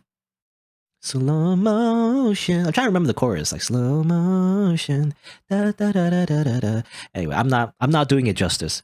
Anyway, I like Pinocchio P. Also, was it like one of the OGs of like the Vocaloid producers would be Ryo, I guess, like RYO Ryo, which is right now I believe right now I don't know if it's been changed or anything, but Ryo also went on to make a band called Supercell, and they made like a an ending song for, I believe, for Bakemonogatari, the anime and everything. I like that one. I like that song too. Anyway, what does the M in Michi M mean? I don't know actually. Isn't yeah, Michi M as well? Michi M is the artist that makes the voice sound really realistic. I guess that's what he's known for, or he or she. I don't know. Does gender matter? I guess, but that's what they're known for, making a lot of songs that sound that makes Miku anyway sound more realistic. That's kind of part of the charm, though. I feel like I actually like. I feel like people are put off by the fact that a lot of Vocaloids and especially Hatsune Miku at the time, I think they upgraded her, but she still sounds a little robotic, right? She sounds very robotic, and people are like, "Oh, why do you listen to this? Why I don't like this?" I don't know. I kind of like it because it sounds robotic. I don't know. There's a certain charm to it because the vocals sound kind of robotic, right? I don't know. I kind of like the artificial sounding voice, I guess. Has none of the problems of dealing with a real musician, where they I don't know. There's always some kind of drama, right? When there's like a celebrity that sings or whatever. You don't gotta deal with that. All you have to do is buy the program, It's easy. Don't gotta worry about anything else. That's why Hatsune Miku is superior. Superior to all other pop idols. Anyway. But yeah, Michi is known for making her voice sound very realistic. But I do wonder though, because I wondered, has Michi ever made their files public ever, or showed how they do it? Because I do wonder sometimes, did they just hire like a real singer to like sing the songs and then just pretend it's Hatsune Miku? That's why I wonder. Actually, I don't know. That's probably not true, but sometimes I wonder, right? It's like, maybe they just use a real singer and they just pretend it's Hatsune Miku just for the just for the clicks. Maybe they could do that. I mean, probably someone's done that, but who knows? I don't know. I wouldn't know.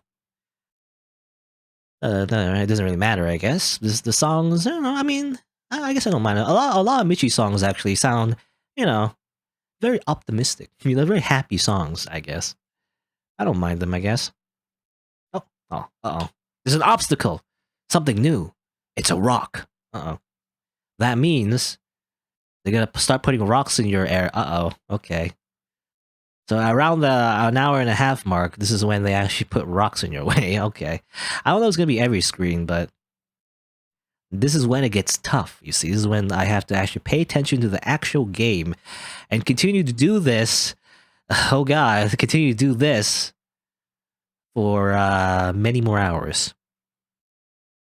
Okay, well, some screens are just the same. Okay, that's fine.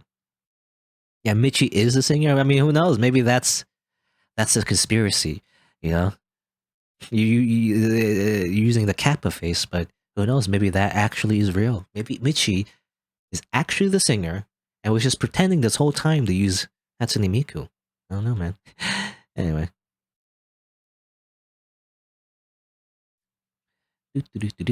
Alright, more running. Actually, I actually want to go to wash. I drank a lot of water. I gotta hold it in, though. I gotta wait until at least around the 2-hour mark before I take my break. And maybe play some songs. Alright,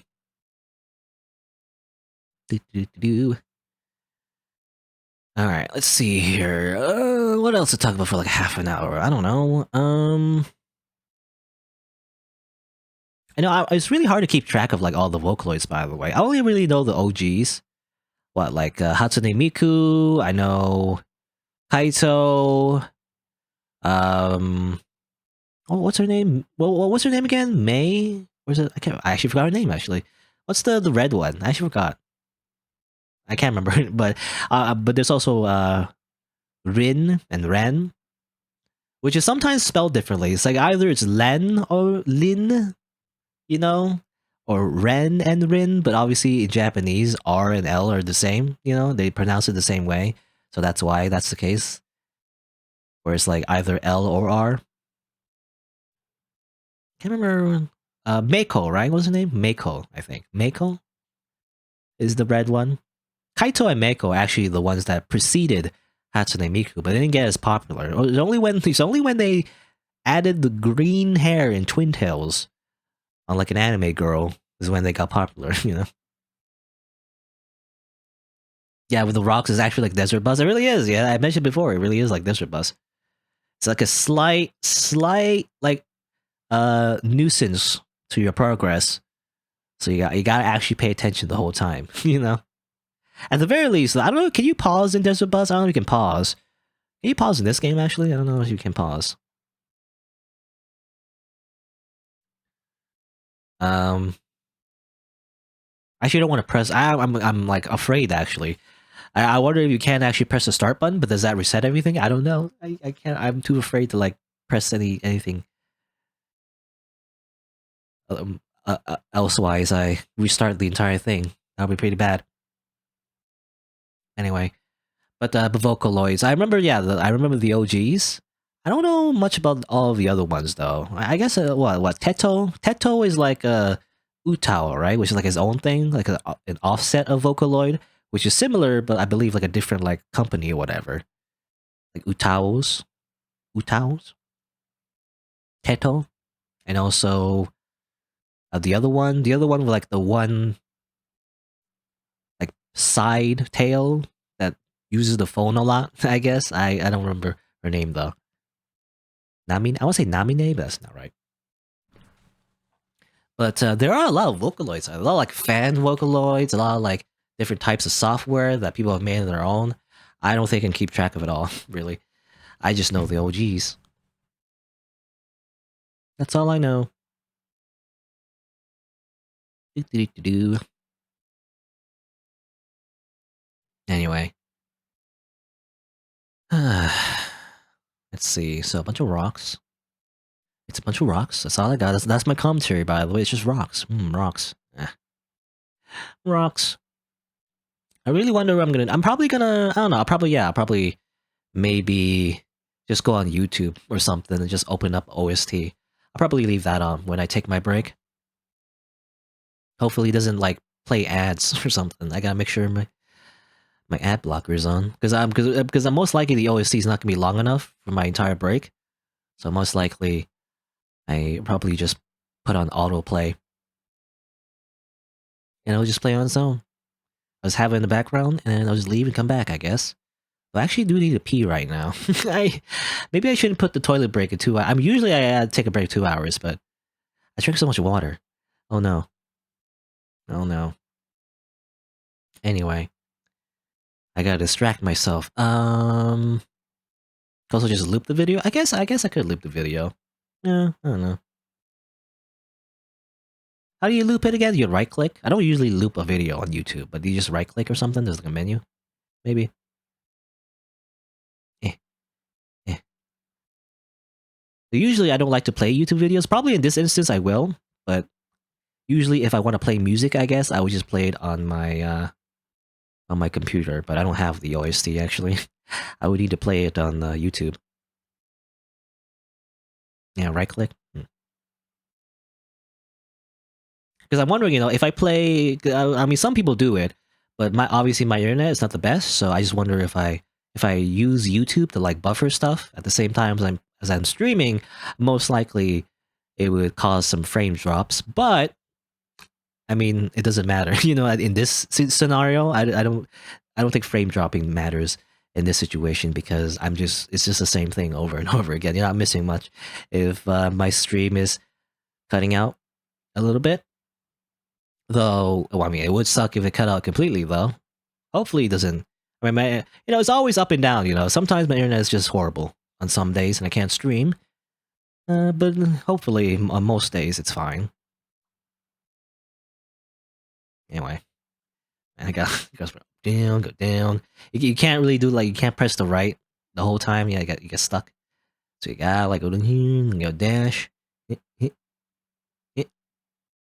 This is when the real gameplay starts. The true gameplay, the true Everhood gameplay.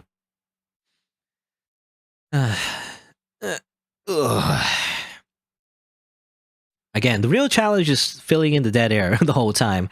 Because the thing is, someone's probably done this already, Probably someone already did the thing where they showed the whole video of them walking to the right. But I'm guessing, I don't know for sure, but I'm guessing they didn't do commentaries. So, like, I'm adding commentary just to make it more unique. So I'm not just doing the same thing as the other person. Hopefully. But yeah. How long am I gonna keep this up? I don't know. Let's see. I'm trying to think.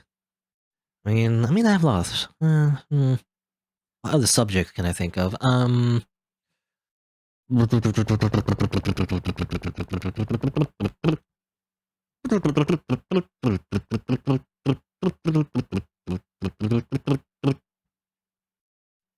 did mention Amori. There's not much to talk about, I guess, but I did mention Amori in the before, a little bit before.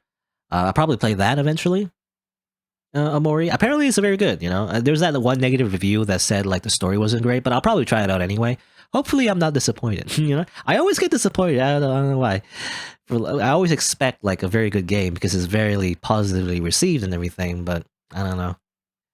It's always like okay, it's never like it blows my mind. I want a game that blows my mind already. Come on, why can't a game just blow my mind? It seems to blow mind to other people, but I can only assume it's because other people haven't played a lot of games, But Amori, I mean, I don't want my expectations to be too high, though. That's the thing, right? If I put my expectations too high, then probably it will feel like, oh, it's okay, But Amori is probably something I'll play eventually as well, pretty soon, maybe. Probably be my next game, maybe. I didn't play it right away though, because I did play like a game like very similar, something called Jimmy and the Pulsating Mass. That was like also kind of like another RPG Maker game that's like inspired by Earthbound and everything. Amori, I believe, is also inspired by Earthbound, but also Yume Nikki, so it has that kind of feeling where probably very dreamlike and everything, which is like again very similar to Jimmy and the Pulsating Mass. So I didn't want to play it right away, but I'll play it pretty soon. Everything's hand drawn as well. That's what's unique about it. It seems that everything is like hand drawn. It's made by someone who's like a real artist. They draw everything, so it looks cool. So I'll try it out. I'm always late to the party though, because a lot of games are like apparently very good. I just never like do it right away. I guess I'm always so skeptical, but I feel like if you want to get those views, you want to get those views on YouTube, you gotta play a game right away. Otherwise, people are not gonna look for it. But I don't know. I don't know. I just play whenever I want,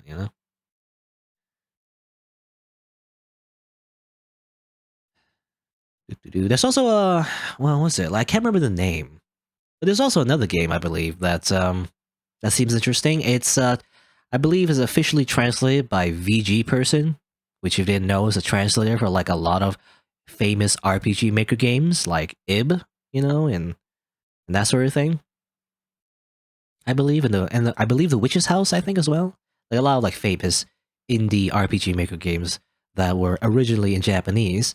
But there's also I can't remember what it's called, but it's like it like features like a vampire, I think, a vampire detective, and like their sidekick, and they solve a mystery. It looks very interesting, but I believe only the first episode has been released, and apparently it's a whole thing where like there's more than one episode.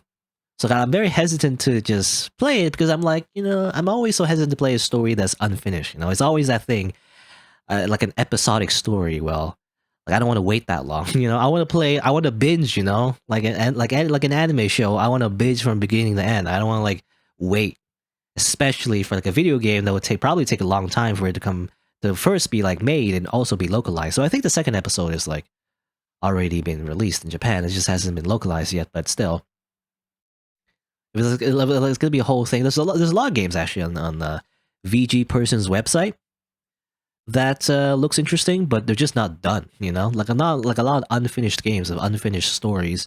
I don't want. I don't know. It feels incredibly unsatisfying to be left on a cliffhanger. I feel like so. I don't want that to happen to me. So I want to play a finished story from beginning to end. I don't want like a oh, to be continued, question mark, you know? It's like, yeah, that's so unsatisfying when a game does that. I don't want sequel bait. I just want the story to be finished, you know? That's what I want.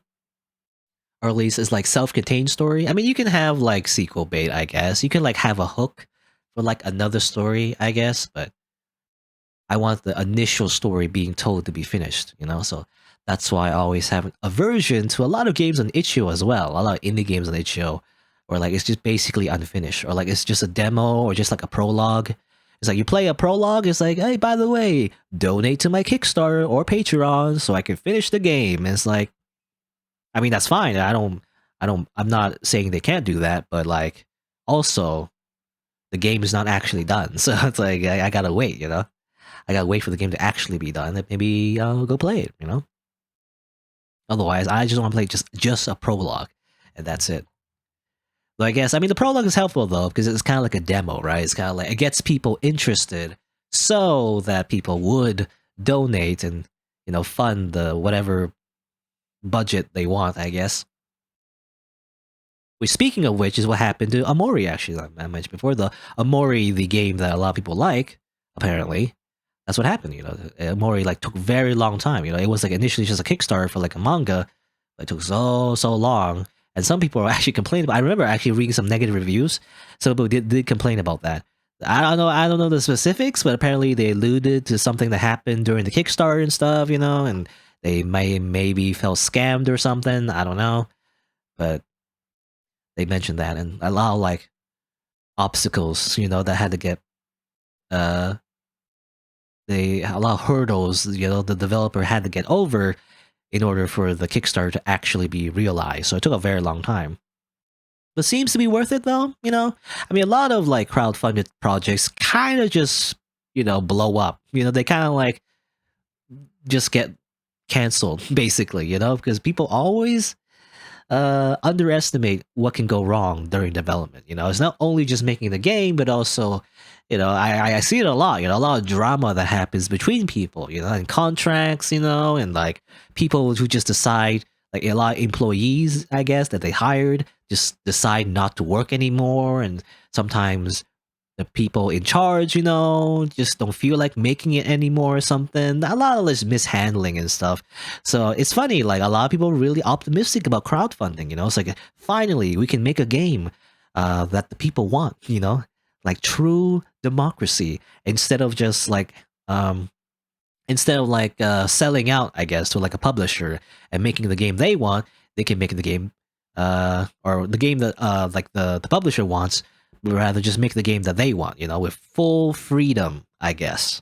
However, you can see that that still comes with its own downsides in the sense that sometimes because of that, it's a little like a little chaotic, I guess, you know.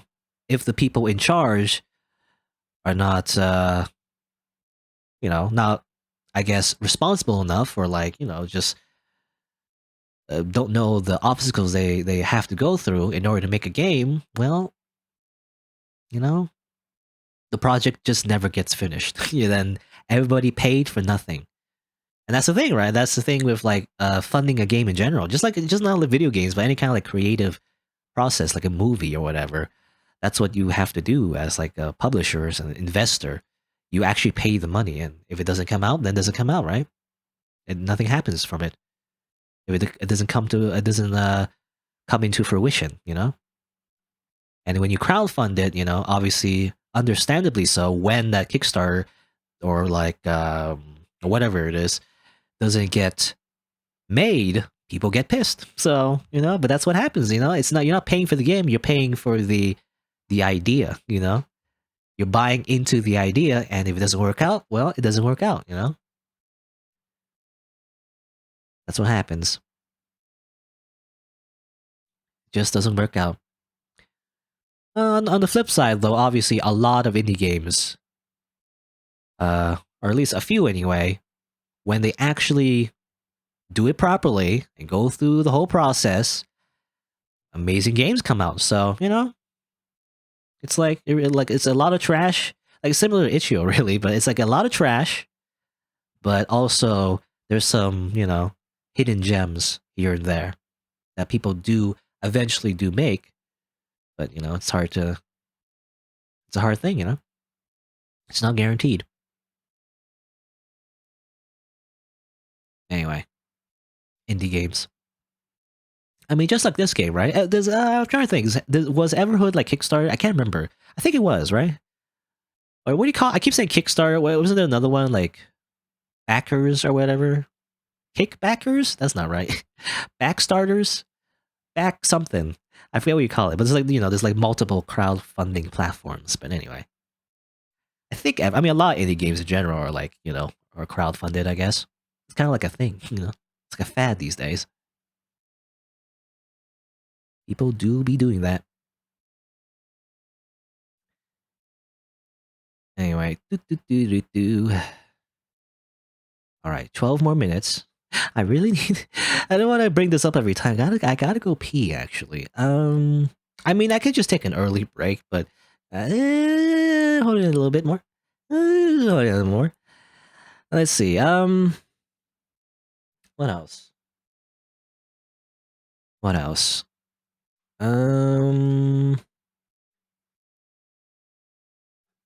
There's a visual novel I want to check out eventually. The funny thing is actually, I made a YouTube community post, a while back that I asked people to recommend me games and everything. I tried to allow them actually. Like for example, like Rough Times, that that Perfect Apocalypse like fan game, which got relatively a lot of views. I feel I don't know the fan game. I feel like wasn't that great though, so I feel like I clickbaited a lot of people. I feel I don't know. I feel ashamed a little bit, but whatever. Nothing much I can do. I try to make sure I try to make it clear it was just a fan game, not like a continuation of the Perfect Apocalypse series. Which again, for whatever reason, I got a lot of views on. I don't know why a lot of people just came by on my YouTube channel just for that. I don't know, algorithm, I guess, but anyway, a lot of recommendations that people put in the YouTube community post section. There's one person, I don't remember the name, but there's one person that recommended me a lot of visual novels and everything, and that's cool and all, but man, I'm just not really in the mood for visual novels, I played through so much, and it's just a lot of reading, and like, if I'm not really invested in the story, it's like a big miss, it's like, then I have to go through all this, and I just don't feel like I'm really invested, and it feels like a waste. I mean, the biggest thing definitely is Chaos Child, but anyway. I mean, again, Chaos Child wasn't that bad, but, I really I did felt like at certain points I was like kind of out of it, I wasn't really enjoying myself as much as I would, for the rest of the visual novel, but anyway. But yeah, they recommend a lot of visual novels, but it's like, I can't do it. And a lot of them have like policies actually, where say you're not supposed to stream it or whatever. And then and then the person say, well, there's other person that stream it and recorded gameplay. You should be fine, right? I'm like, nah, I don't know, man. I don't want to mess with that. When there's specifically like a policy by the publishers or developer that says like you shouldn't do it, I'm not gonna do it. For one, to respect their wishes, but also two, like, just because someone else did it doesn't mean that it's okay, right? I mean, it might not be right away, but maybe eventually, if they do decide to do it, they could DMCA you, and you get like copyright strikes on your videos. That happens, from time to time. Not to me necessarily, but to other people. Like, they don't think it's a problem, but later down the line, like 5 years later, it's like, whoops, here's DMCA, here's a copyright strike, your channel's been terminated, goodbye, you're banned from YouTube. So like, you gotta be careful with that, you don't want to take risks when you don't have to. I feel like, at least that's the way I see it. Anyway, early toilet break is a pretty controversial strat, to be fair. Yes. You see, I'm just like, I'm just splitting early. I'm doing personal best. You see, by taking toilet break early. I guess I don't know. By the way, this like live split thing. I also put like a chroma key on it as well. Normally, when you like have it by default, it's like I think it's like fully black or whatever, black and gray. It's like a thing where it's like fully opaque. But I don't know. I put like chroma key, I guess. I don't know. Does it look better? I have no idea. Does it matter? I don't know if it matters, but like, I see a lot of speedrunners actually put chroma key on their speedrun or like on their split, so that's what I copied, I guess. I didn't have to. That's what I did. I didn't know what a good color was though, because obviously it's like different colors and everything. Because when I put it like completely black, it didn't really work. I kind of like chroma keyed everything. I can't use green, you know, because the numbers on the bottom is on the timer is green. I can't use red, I think, because if it turns red, it'll just make the numbers transparent or like yellow. So I use like a dark blue, I guess. It's a small thing, but hopefully that's fine. When I chroma key it, which is the same, basically like a green screen, where you like key out a color so it makes it more transparent. Anyway, kind of a hassle actually to learn how you to learn how to use light splits. I didn't really know the difference between, because there's a difference between overlay and like splits. It got me confused. I didn't know exactly what. It took me like a good like half an hour to get to set it up because I didn't really know how to do it. But I eventually figured it out, I guess. Anyway, let's see here. I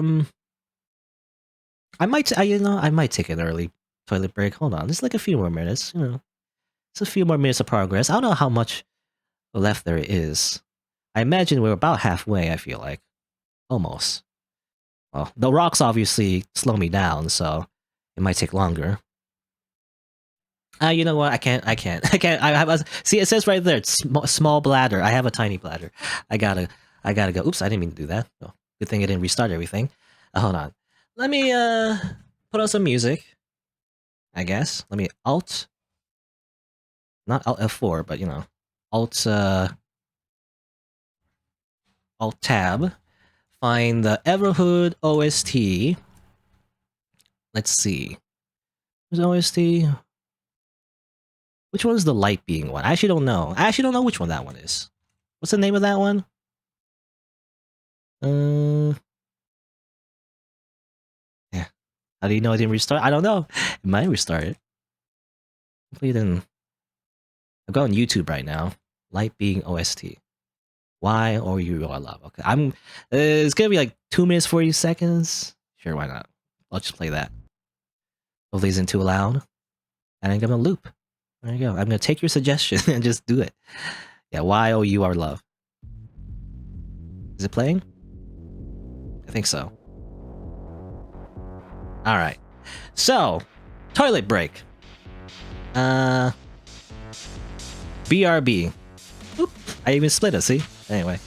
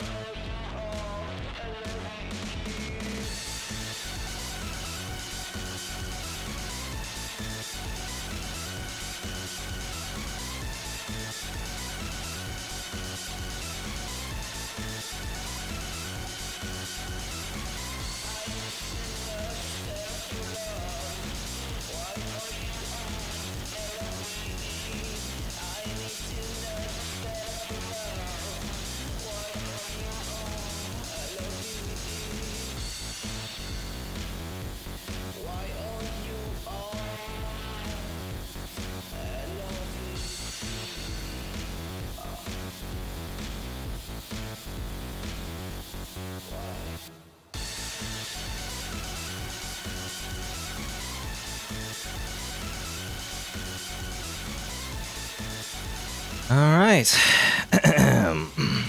In record time, went to the washroom and ate a whole sandwich, just stuffed it in my mouth. All right. Now, like, ooh, fade out, and then stop that music, and then continue on. Where's the game? Open the game right here. Split. Yeah, so fast. I'm the best speedrunner ever for this particular category that doesn't exist, because it's like my own category that, skips the beginning of the game, because I didn't want to go through the beginning of the game all over again, because it would be incredibly, tedious for me to do. I'd rather just start here. Anyway. All right, let's continue. I'm going down this hall over and over again, making sure the OBS is recording this. Yeah, okay. Yeah, I'm gonna get a PB. Gonna get a PB and J. Gonna be the best. That's what streamers or speedrunners get, right? They get a PB and J. You get literal peanut butter. That's how it works, right? Eh, eh. Okay. Anyway, well, now I gotta continue the commentary. Well,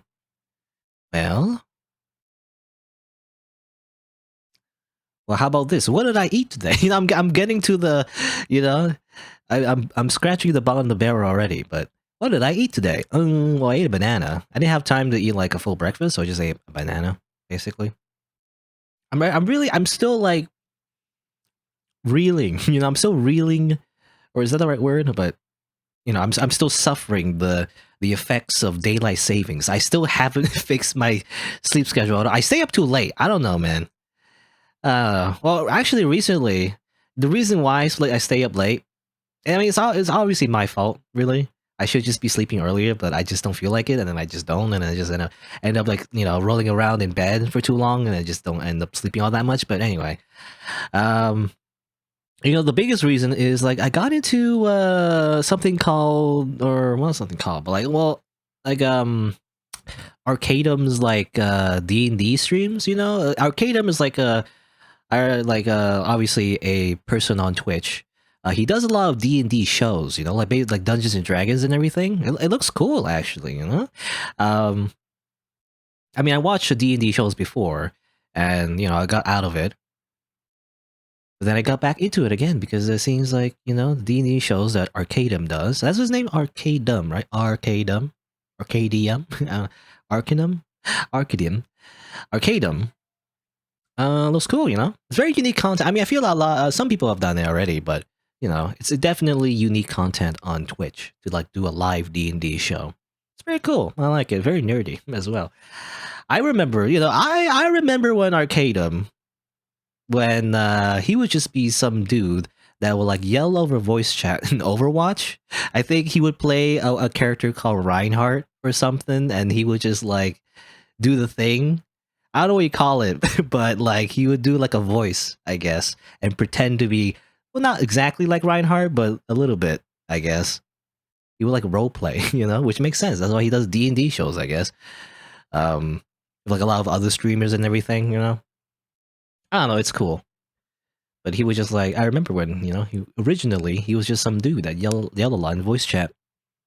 He would like, you know, he would charge into the enemy lines and, I don't know, go like, with me, battle brothers, or something, you know? To the front lines! Defend the point, or something, I don't know. He would just do a voice, and be, I don't know, pretty funny. Anyway. But now he's just a DM, I guess. He just does a lot of D&D shows. It's interesting.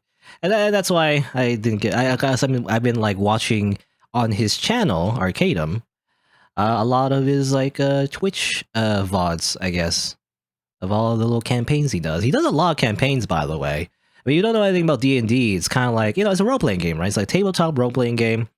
It's kind of like a board game, but not really, in the sense that there's like one person that kind of like makes the world, basically, like creates an actual world, like in any kind of like you know, like an RPG, but plays it with players and everything, and the players get to choose what to do in that world. You know, it's like role playing. You know, it's like pseudo, like, I don't know, it's like pseudo creative writing, but like also you're rolling dice. You know, to interface with the mechanics and everything. I mean, I don't know if I can explain. I don't know if I can explain D&D properly, but yeah, I don't know. When I think of I remember before I even knew what D&D was, I thought it was like a board game or something. You know, you just like roll dice and move around the board. I thought that was it, but actually, role playing games are actually right. Role playing. You know, you're actually playing a role. You know, not like in video games. Like in video games, you're just like, I mean, there's two kinds. Right, you're either like playing like a preset character, like Final Fantasy or whatever, just go through a story, or you create a character and then you go through the story. But the thing what makes D&D so cool is that it's kind of like, it comes out naturally, you know. The story kind of comes out organically without any kind of like railroading. I mean, you could play it that way, I guess, where everything's like linear, but it really does feel like the players have like a choice of freedom because everything's kind of in your head. You can't just make it up. It's kind of like, I mean, it's like it's imagination, right? It's like, anyway, call it actually. It's like playing. Well, it's like playing pretend, sort of, really. But there's mechanics tied to it, so it's not always just everything. You just make everything up, but there's actual like reasons for things that happen. But it's cool because we do feel like you're role playing, and are immersed into a world and everything. I like that about D&D. It's cool. I'm gonna be honest. I never played D&D myself. I mean, very unlikely during the pandemic, but I don't know. Maybe eventually. I mean, not on stream, but just on my own time. But I don't know if I have my own time to do that. But anyway, it's a cool concept. I like it. That's why I watch a lot of Arcadum D&D campaign videos, and that's why I didn't get any sleep. Thus, I'm just always tired all the time. But anyway, I blame D&D for this. Not the videos, just in general, D&D, like Dungeons and Dragons. Who's the owner? Who's the creator of D&D again? Like, I think he has like a weird name to me, like Galnix. I don't know. What's his name again? I don't remember. But the original person that made the original first edition of Dungeons and Dragons. I blame that person for my insomnia. Anyway, let's see. Anything else I want to talk about?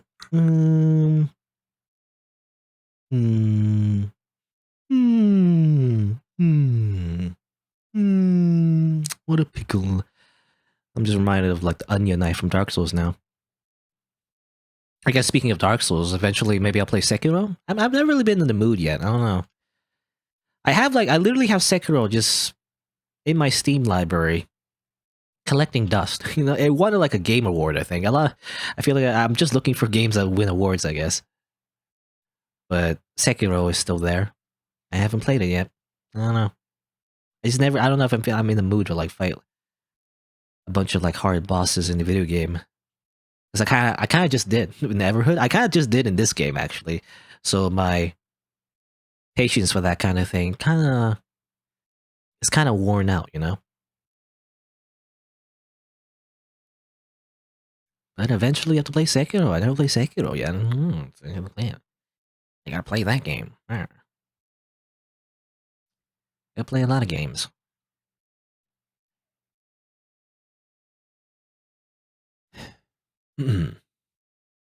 Now it's just silence. Oh, gotta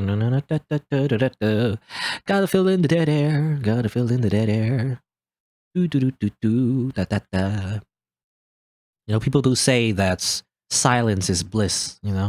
The funny thing is, apparently, you're not supposed to. I mean, it's like a radio thing, actually. To fill in the dead air. You're not actually supposed to do that all the time. I mean, it depends on what you're trying to communicate, I guess, but it's actually a good thing to do, to just pause sometimes. It makes you sound smarter. You see, when you slow down and like pause a little bit. Apparently that's what I've heard anyway. When I googled like how to like speak good, apparently you should use a lot of pregnant pauses. You see. Sometimes I do that naturally, but not because I intend to do that. I don't know what to talk about, so I just end up pausing for no reason. But anyway. But definitely, if you just talk nonstop forever, then it might not be a good thing.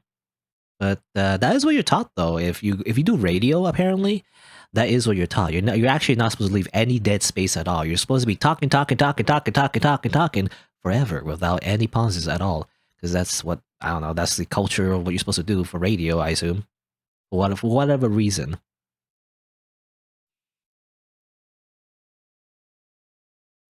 Anyway.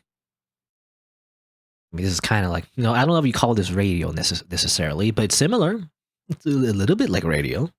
Where I'm just a disembodied voice, But I guess the difference is that there's like technically something on the screen, but well, in this particular instance, is not much. But I did say like it's basically a podcast.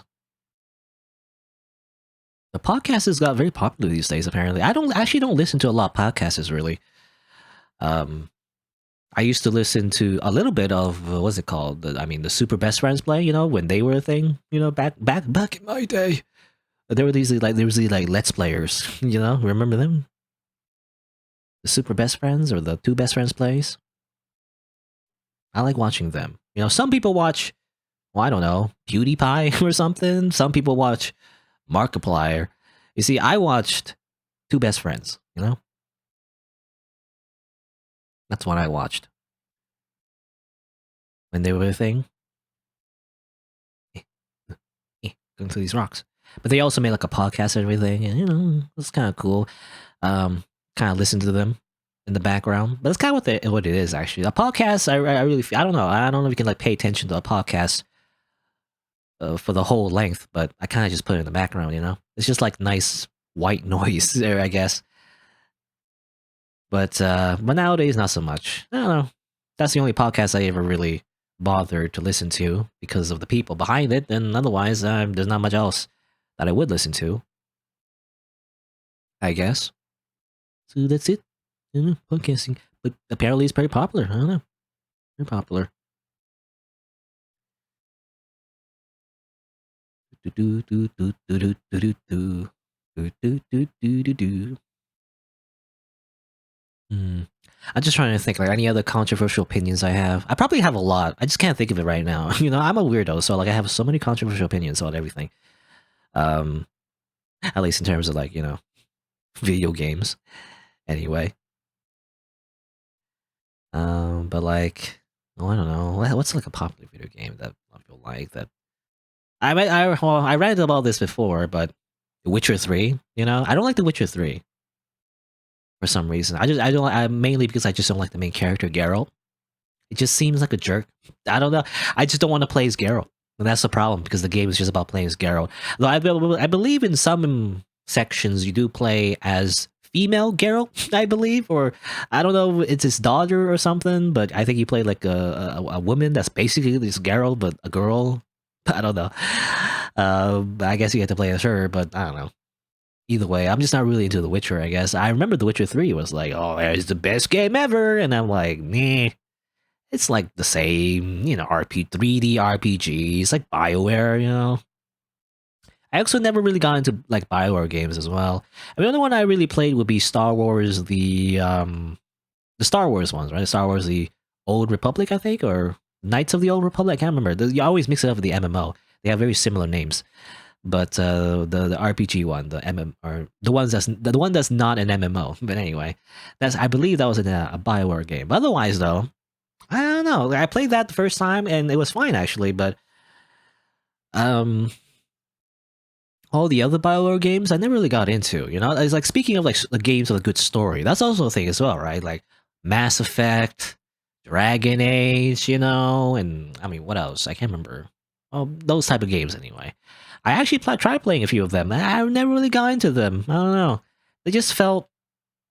I don't know. I mean, they felt kind of like a movie, which it might be a good thing for a lot of people. I didn't like it though, because I didn't like live action movies. But that's what I kind of felt like. But also, um,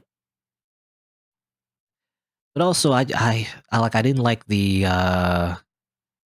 how the story and the freedom of choice, which is really an illusion, kind of progresses. You know, it's a thing where people have probably made a chart. You know, like the way a lot of Bioware games work is that it looks like you can make choices. You know, you can like make an evil choice or a good choice or whatever. But really, the game kind of loops back to the same story, no matter what you pick. You know, so like you can like I don't know, Mass Effect. You can choose to be a bad guy and kill Bob, you know, or you can choose not to kill Bob or whatever. But either way, what you choose by the end of that chapter and then the beginning of the other chapter, Bob is gonna die either way. Either you kill him or somebody else kills Bob. It doesn't matter. At the end of the day, the game will railroad you, you know, into the same place anyway. Doesn't matter who dies really because they're gonna die later or otherwise they're gonna be written off the story. You know, they might not die necessarily. Bob could also just be like, "Hey, everybody, I'm gonna, go do something else later. And I'm not, you're never gonna see me ever again. Bye bye. You know, you never see Bob ever again. You know, that's what happens, right? In Mass Effect and like Dragon Age and whatever. It's just the same thing over and over again. There's no like real choice to any of it. It's like, I don't know. I didn't like the presentation either. It just feels generic. So I never really like any of the Bioware games, which is also quite controversial. I feel like a lot of people do, but I don't really like it. I don't know. It just feels like they present a lot of like fake choices that don't really lead anywhere. You know, it doesn't completely change the story one way or another.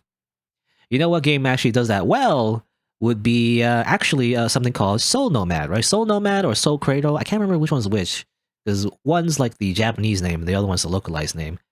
I believe it's called Soul Nomad in English. But anyway, that one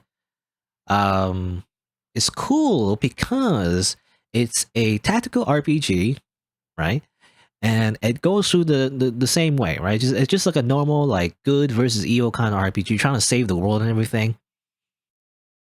And that's cool and all. However, you see, if you beat the game and go on New Game Plus, there is actually something called the Demon Path, which is very cool because the story changes completely, where you actually become the antagonist of the story. So instead of saving the world, you're destroying it, and everything goes completely different. You know, it's not just simply like a Bioware thing where you choose one thing and then it goes back to the main story. The story just completely branches off into something else entirely. Like it's a whole new game, which is cool. I like that, you know. That's what I want. And I understand why a lot of video games don't do that, because the real reason why is because the budget is limited. You know, they can't really make like an entirely new story because it probably most likely be a story that not everyone would pick to like even see and everything, right? But that's what makes it very good. It's also kind of I kind of spoiled it though, I guess. But you know, it's an old game, so it doesn't matter. I feel like, but Soul Nomad did it very well, where actually your choice kind of did matter, but well, not really a choice because technically it's a New Game Plus. But you know, it felt like a whole new story anyway, which I like. I like better when it comes to like a morality system, or whatever. You know, I guess it's not really a choice, but kind of. You know, you don't have to choose it. You know, when you choose New Game Plus, you can just play the game again. But you know, anyway. But I like that. I like that like whole like everything just branches off completely different, and it's very awesome because of that. You know, it's actually quite messed up actually, where you become a villain and it's like you do really despicable things, but like I like it because of that. I respect that. It's awesome because of that. I feel like no game, like very few games, actually bother to do something like that. You know, we actually become the antagonist and everything. You know what? Yeah, I've been thinking about that actually. You know, like video games are actually where you are actually the antagonist and not just evil. You know, because there's a lot of games where you're just evil actually.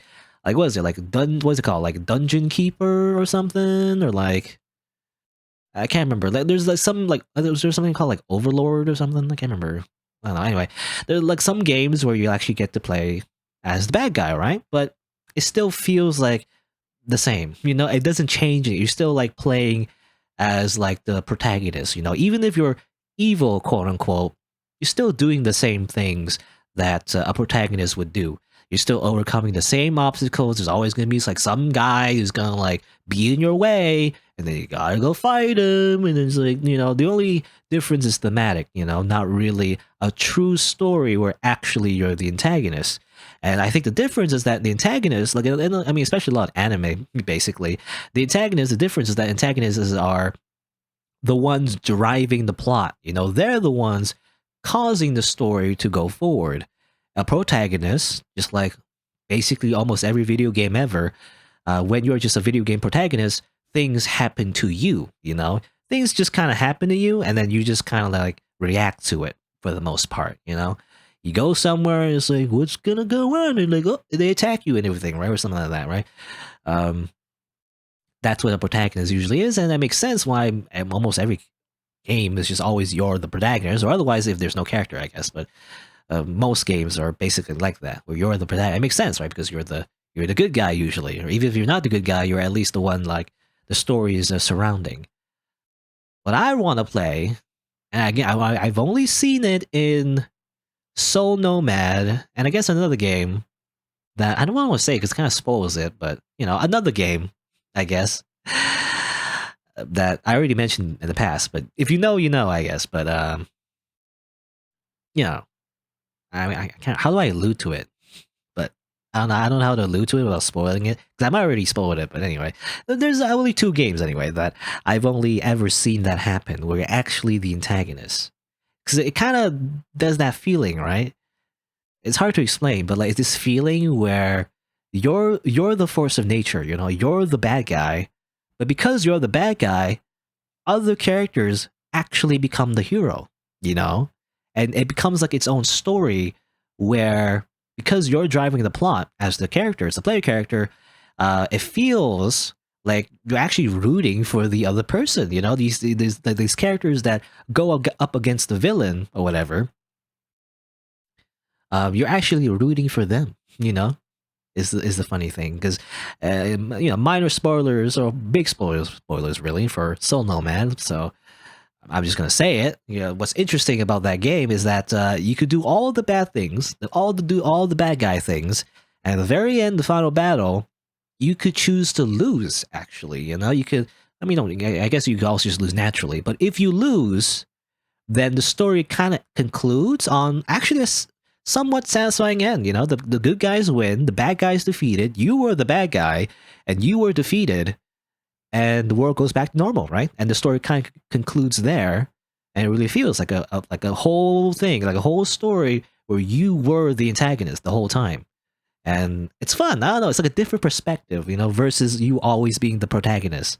Like I want someone else to be the protagonist. I want to play the bad guy. You know, I want to role play as the bad guy, and everyone else is the good guy, and you know, get defeated. It's like, oh no, and then you know, I don't know. I just want to see that more often, rather than like a bad guy, but like you're still the protagonist. You know, you're kind of like a villain, you know, but you're still like the protagonist anyway. So it goes the same way anyway. You know, the same themes, the same plot, the same way. So even though there's a lot of video games that kind of allow you to be the bad guy or like choose to be a bad guy, whatever. You know, again, like Mass Effect, you know, where you can choose to be a goody two shoes or like like a jerk, you know, renegade. You still end up doing the same thing, right? At the end of the day. I mean, I believe in Mass Effect in particular, right? When you're like a renegade who choose all the evil options, you still end up saving the world. You know, you have no choice really, I think, as far as I know. Or maybe not save the world, but you know, you still do the same things that a good protagonist would do anyway. So it really just doesn't matter. It's just the flavor, you know. So either you're just nice or you're just a jerk, and that's not what I want, you know. I want like a true antagonist. I want to play as the real antagonist, um, and let the story play out that way. It's more interesting, you know. It's just something that hasn't really been tapped. I don't know. It's just untapped potential of a way you could write a story. I feel like. I mean, probably there's gonna be like. I mean, probably there's books about it. People have written books, but I want to see like a video game, you know, because obviously I'm more likely to play a video game than I am like read a book, obviously. But anyway, but yeah, Soul Nomad. It has an interesting concept to it. I believe it was on the PS2, right? I think it was on the PS2. Anyway. Right. It's been about 2 hours and 26 minutes. We're about, you know, I think we're over halfway, right? I think. Again, I put like 4 hours as the limit, but I don't think 4 hours is actually how long it will take. For sure, you know. That's just like a generous, you know, leeway.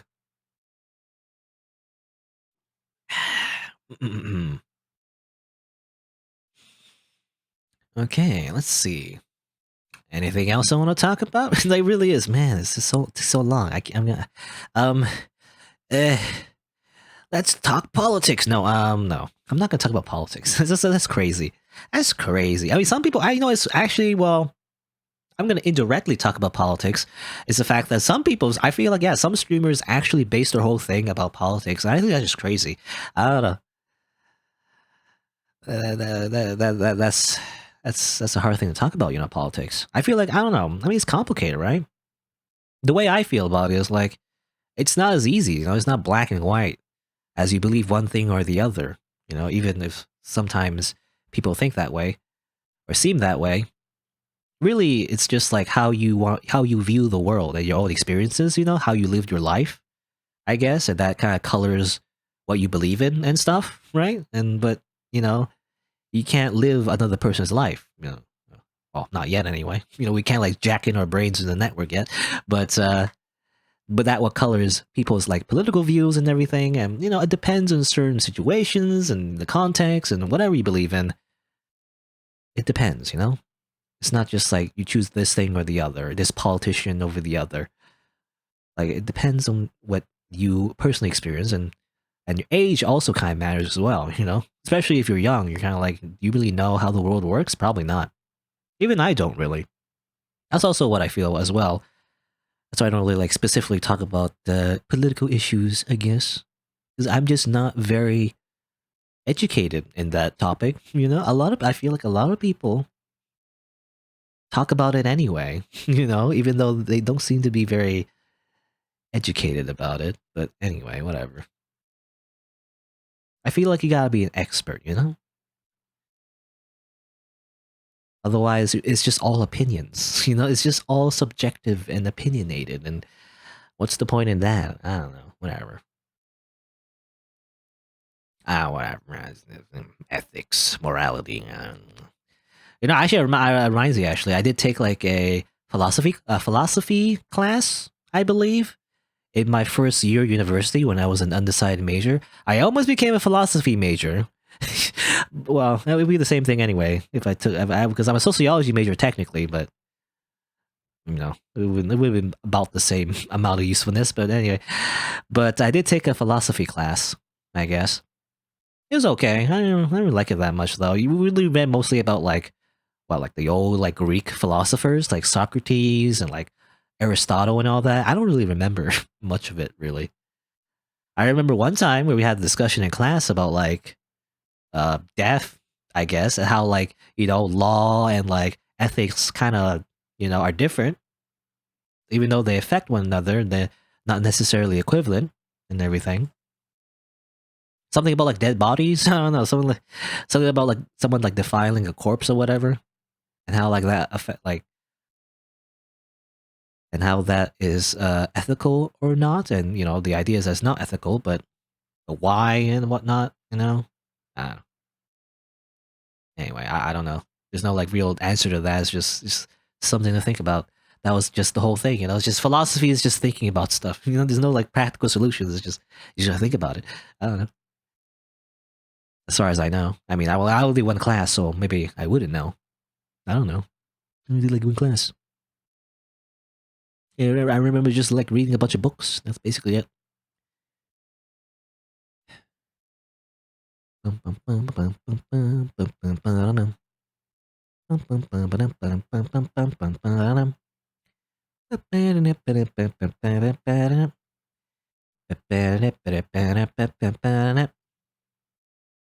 Hmm. You know, on a really unrelated note, you know, let me just say, like, I don't know. I'm just reminded. I just think it's just random stuff, but like, you know, I always, you know, like a weird thing about me. I feel like I'm immune to like peer pressure. You know, just like a random thing. I don't know why I'm thinking about this right now, but I really do feel like that way. I don't know, because I don't. I mean, for one, I don't drink alcohol. I think it's partially because of that. I feel like a lot of people kind of get peer pressured, you know, and like in the drinking and all that. And I don't know. I mean, people could do whatever they want. I'm not saying that you can't, but that's I think partially the reason why I just never started. It's like if I don't want to do something, people just it doesn't affect me, you know. Like this whole like I remember actually a lot of topics in school when I was younger. It's like, oh, don't get peer pressured by your other students. If they do something, doesn't mean you have to do it. It's like I'm like, yeah, that's common sense. You know, I don't know. Does anyone? I don't know. Actually, I wonder if other people do get affected by this sense of like pressure by other people. I mean, I feel a little bit of it, I guess, but ultimately, I'm like, I only do things I want to do. I never really do things that other people want me to do if I don't want to do it. You know, so I just don't do it. I'm really good at saying no. You know, for the most part, unless you persuade me, I guess. But you better have a like a very persuasive argument. But for the most part, usually I just say no if I don't want to do something. So I just kind of don't. So I feel like I'm very immune to peer pressure. And I feel like that's weird though. I feel like I'm a weirdo. I'm a weirdo in many ways, but I feel like it's one way as well. Where like I'm never pressured by other people for the most part. You know, unless you threaten my life, I guess. If you're like, I'll kill you. I'm like, well, okay, well that's intense. But if you literally have a gun to my forehead, then maybe. But otherwise, but normal peer pressure, not like psycho peer pressure.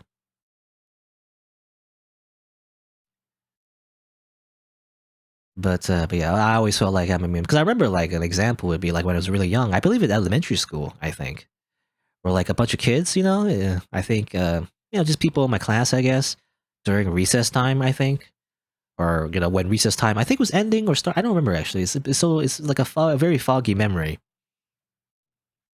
But they were like, let's skip class, everybody. Like a bunch of kids, like, hey, let's just not go to class. Let's just go, explore the outside world, outside the schoolyard, and do whatever we want, and that's what they did. And I'm like, nah, I'm like, nah. I'll just go back to class, and that's what I did. I don't know. I feel like other people will be more inclined to follow whatever their peers would do, and I'm like, I don't know. I'm just a big hipster, so I'm just naturally I just never do whatever people want me to do, for the most part.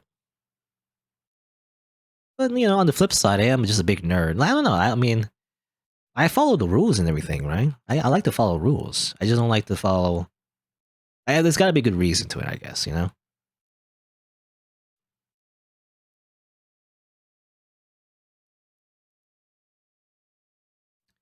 Because I'm more likely to just I mean, it makes sense, but like, just follow what the teacher said. Not follow these idiots. These people the same age as me. They're just freaking idiots. Why would I listen to them? Anyway, that's what I felt like. Why would I listen to these knuckleheads? They're like little kids like me. Why would I listen to them? I'd rather listen to someone smarter than me. And like not skip class? It's probably a good idea.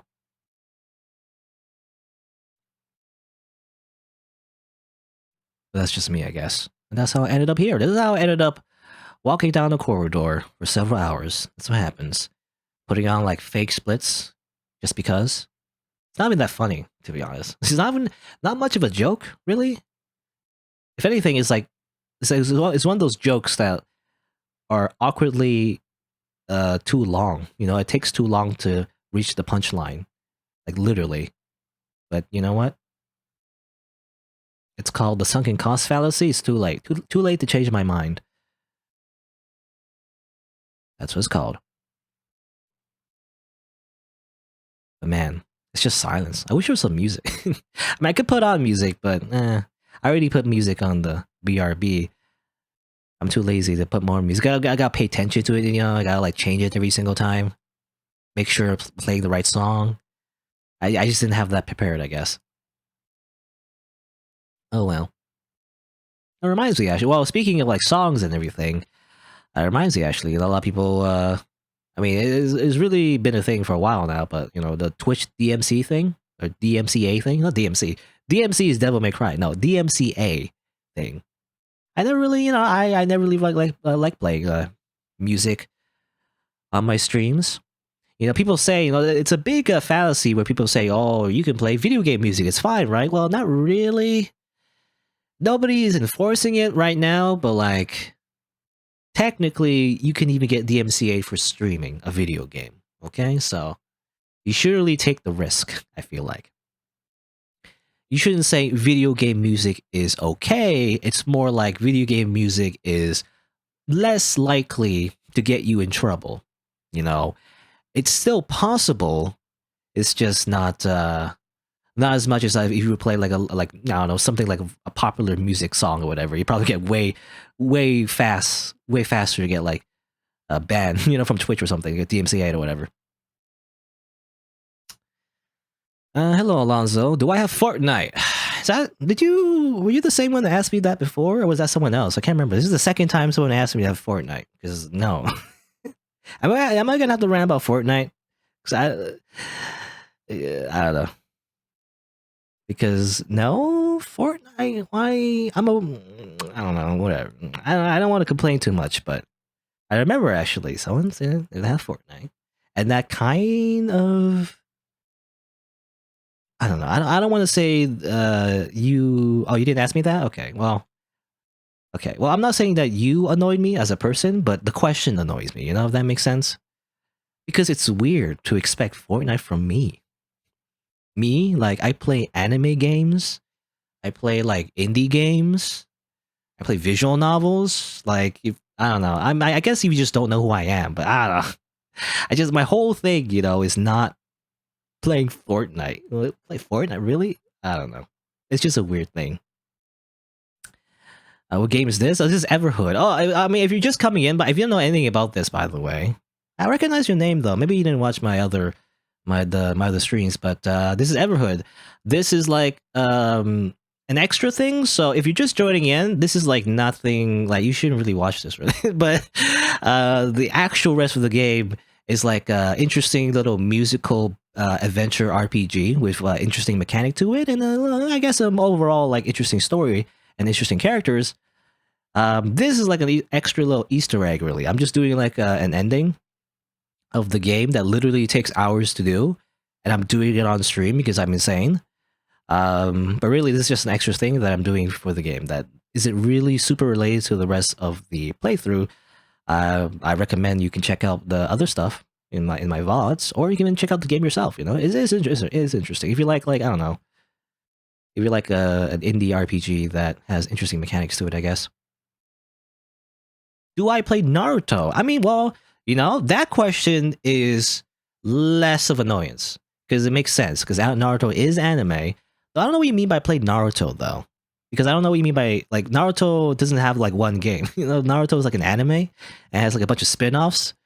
I mean, there's like fighting games, I think, or whatever. I mean, to answer your question, not really. I don't play Naruto, but I don't really like Naruto that much. I watched Naruto, I guess, a long time ago, but not really into it right now. It's been so long. But though I do remember though, wasn't it like I remember renting? I might have bought it actually. No, I think I bought it. There was a game on the PS2 like a long time ago. I did buy like something called Naruto Ultimate Ninja or something. That was like interesting. I bought it because at the time I did like Naruto, so I was like, oh, okay, it looks interesting. Okay, I'll try it out again. It was like a little, it was like a silly little fighting game. You jump around, you do ninjutsu, I guess. That's basically it. Very unlikely that I'll play any kind of Naruto game these days, though. I'm just not really into it, and I mean, they're mostly just fighting games, right? As far as I know, I'm not really into fighting games, right? They have like this weird like perspective where it's like third person or whatever, but I don't know, not really into it. Do I watch Demon Slayer? Well, not really. It's one of those newer animes, right? Well, I say new. It's not super new, but I'm basically a boomer. I'm gonna be honest. I'm a boomer when it comes to anime. The only most recent anime I ever watched would be Kaguya-sama Love is War, like the first season.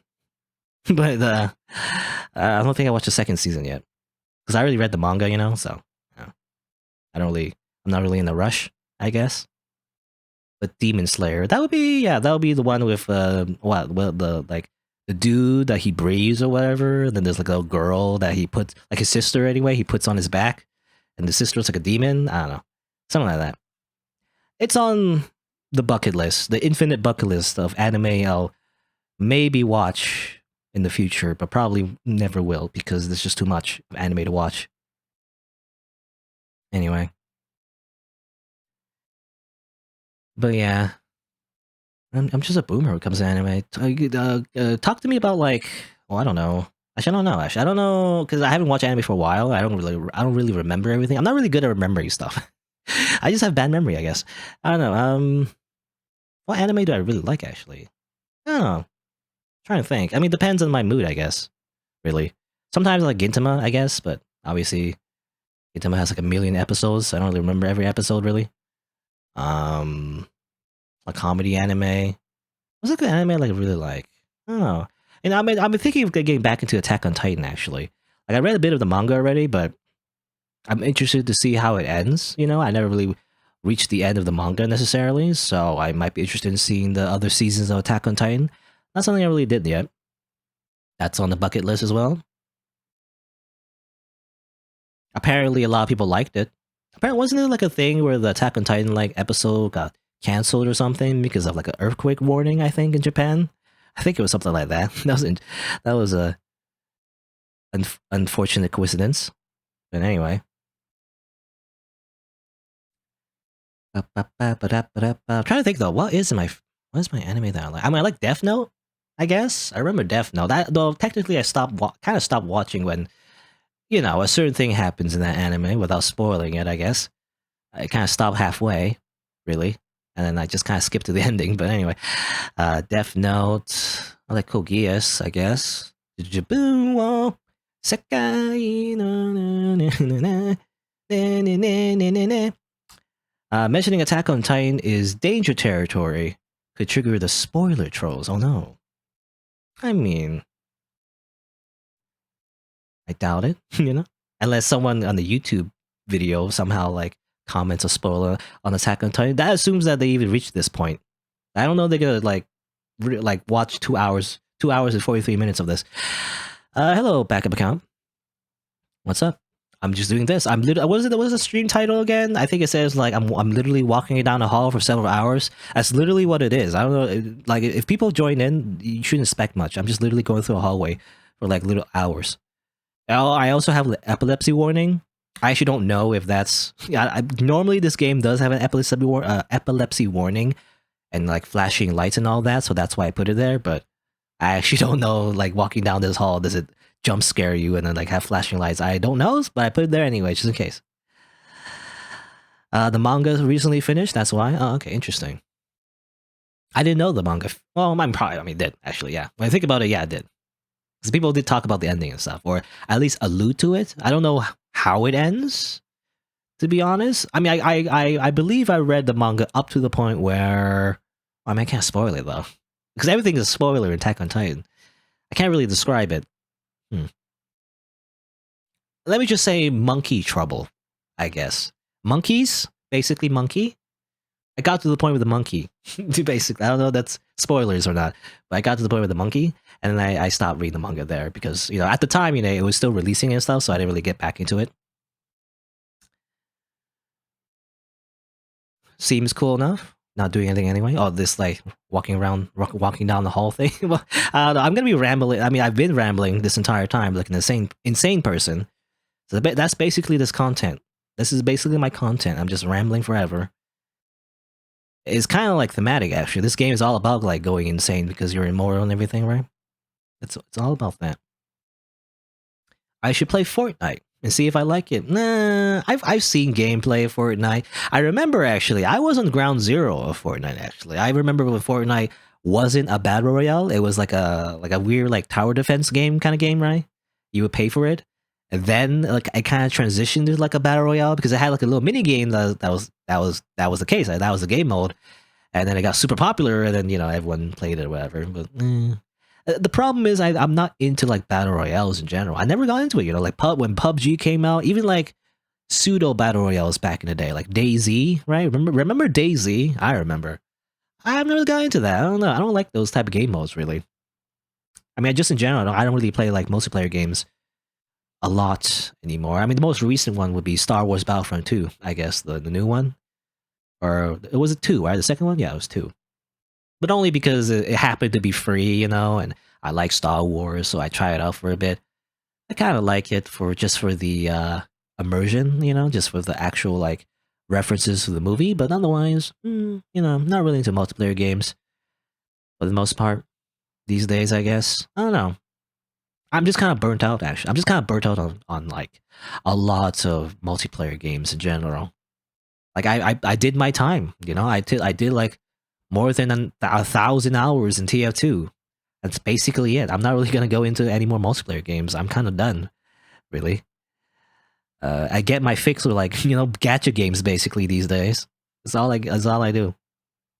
I don't really want to play like multiplayer games anymore for the most part. But yeah. Battle Royale games. I play a little bit of. To be fair, I did play a little bit of the Call of Duty one. You know, Call of Duty, the Battle Royale one, but only for a little bit. And like, I got bored of it really quickly. It just doesn't capture me. I don't know. It's just like you drop in, you shoot people. Most likely you will die because that's how it works. You know, because usually like one person is supposed to win, or at least a squad, I guess. And then you drop in again. So I don't know. I don't see the fun, you know. I guess it's supposed to be tense and everything. It's like, oh no, it's like oh, a lot of people coming in, and I was like, I gotta win. I gotta be the one to survive or whatever. But I don't know. You know, when I think of Battle Royale, I think of the original one actually. I think it was a novel. You know, there was a novel called Battle Royale. It's what inspired the game mode. But I read the manga as well. The translation was interesting, but I don't know is the version I read. But the translation for the Battle Royale manga had like a weird like I don't know, had like a weird like uh, language thing to it, you know, where everyone talked like they were like from the 80s or something. I don't know. But so I read the manga. Apparently there's a movie as well. I never watched the movie because again, I mentioned before I don't really like live action movies, but I think the Battle Royale movie is quite popular too. Yeah, I remember reading the manga. I like the manga. I like the one of the characters actually. One of the characters is just a complete psychopath, which is awesome. I don't know why I like that, but it's just an interesting character, you know. So that's why I like the Battle Royale. And obviously the whole idea where all these kids, you know, they go into this like island and they murder each other, I guess. It's very gruesome actually. It's very gory and gruesome and horrific. But that's the appeal, right? I feel like the game mode though is like doesn't have any of that. It's just like you shoot people, haha. That's none of the actual like uh feeling of the actual original Battle Royale. But I guess that's not the point. But you know, the other players make you anxious back up account. Yeah, I used to feel that way actually when I was younger. When I played multiplayer games. These days, I don't feel anxious. I feel annoyed actually when I play. If I ever play multiplayer games, I mostly just feel annoyed. It depends though. I mean, usually when someone's being toxic or whatever in the game, and like voice chat or text chat or whatever, then I'm like, this is why I don't play multiplayer games. Like when people just are mean. I don't know, man. They don't have to be mean to me. They could just be mean to like someone else. I'm like, you're kind of ruining my vibe. You know, kind of ruining my time with this game by being like kind of a jerk, buddy. I also don't like. I mentioned before I don't like. You know, the like a lot of competitive games kind of revolves around like a meta and everything. I kind of don't like that either. It's also the reason I don't like MOBAs as well. This whole thing where you gotta like do this and that and this and that, you know, very specific way. So I don't like it. I don't like following like a meta. Anyway, Alonzo, I'm gonna read your chat message. Will your mom said I had to get the groceries out the car? Huh. I don't know. Weird chat message. Are they saying that they had to get groceries or I don't know, anyway. Oh, music? What? Wait a minute. Uh-huh. Am I at the end? It's not 3 hours yet though, right? What's this? Also, there's music. Amazing. What is this? Is that how do I read this? Shopko follows? Oh, music's pretty loud on my end. Should be a little bit quieter on OBS though, as I turn it down. Is that Yet You Stand? It's hard to read this. It's like a big collage, I guess. You know, it's like a greeting card, a bunch of people writing stuff down. Fourth Dimensional? The treasure that was all along? I don't think you can top me. Give cats some snack later? Okay. Also, my splits, you know? Oh no, I'm wasting time. Anyway. Yeah, not even 3 hours if you scan. I don't know, I don't know if this is the end. There's a bit more here, but I don't know for sure. I just want to look at this though. What is this? It's like a Kickstarter thing, maybe? Maybe like a bunch of people who crowdfunded the game had like a little message or like picture they could draw or something, or did the developers did all this for some reason? I don't know. I don't get the the lore implications of this, you know? Discipline. Pay the something. I can't read most of this, really. I can't tell. Bountiful dimensions? I did this to myself. That's one sentence. Also a mouth, some hearts. It was a lore attempt. A love attempt or lore attempt? I can't tell. Also, there's an astronaut here. Is that the last... Oh, the last absolute truth. Oh yeah, it was mentioned in the game. Absolute truth or whatever. Is that yet you stand. Oh.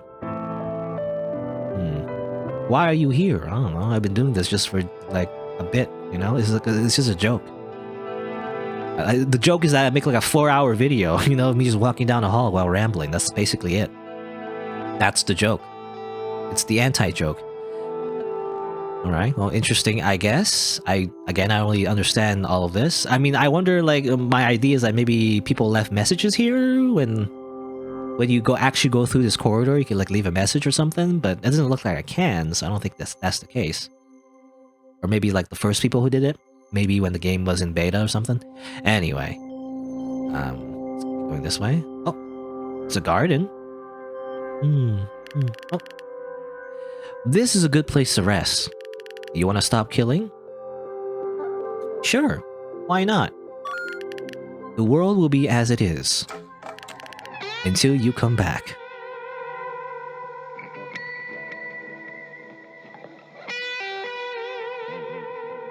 Is that it?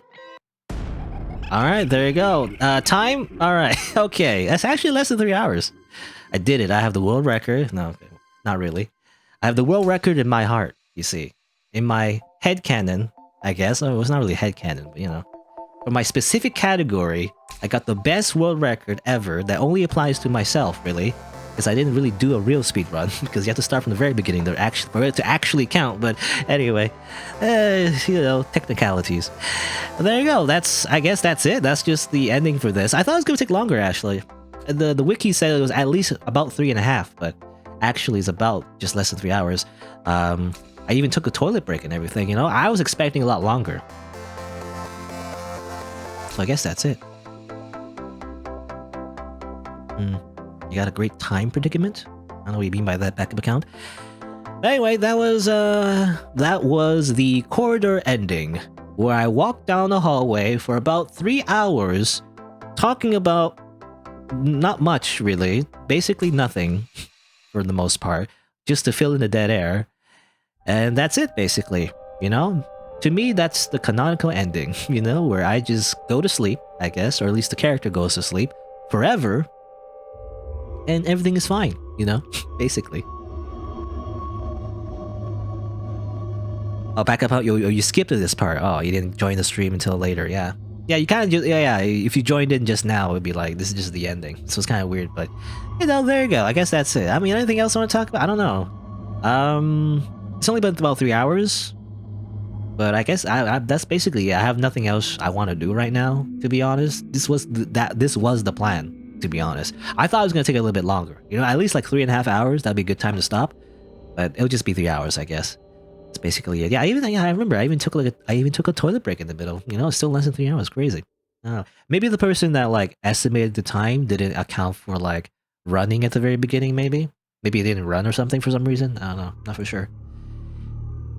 Anyway, I guess that'll be that for Everhood. You know, actually, one more thing, one more thing I want to do. It's a very small thing. I might as well. I'm going to turn off the splits, I guess. There's no point in the splits anymore. There's like one more thing I could do, I guess. Like one small thing. Am I interested in playing Little Nightmares? Not really, actually. I've heard of it, but I don't know. I'm not really into that aesthetic, I guess. I hear it's good, but oh, anyway. I gotta exit my splits, by the way. Exit splits. Okay. What I want to show, by the way, is custom battles. There's a lot of custom battles. It's interesting, actually. I might come back to this game in the future, but for right now, there is like a very small thing. You know, it's like it's not even all that Amazing. Well, maybe there's one. We'll see, I guess. Let's see. If I press play custom battles, people can make their own music battles, just like, you know, like a chart or whatever for like Osu or any kind of rhythm game. It's interesting. There is one like default one, I believe, that you can play.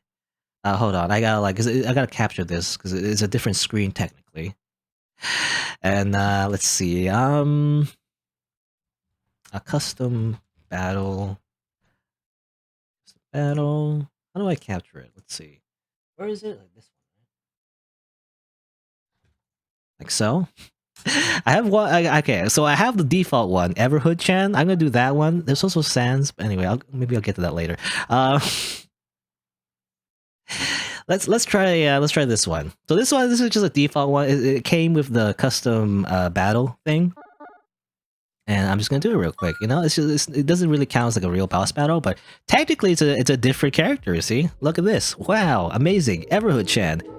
Now for like real music. This is the real music, by the way. All the rest of the songs, nah. Now this one's the best one. Yeah.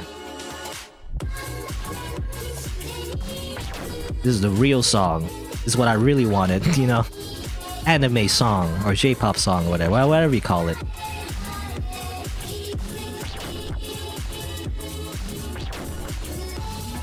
Ow. I'm gonna die. I'm gonna die to Everhood Chan, by the way. That's bad. No. After all this, I'm gonna die to Everhood Chan.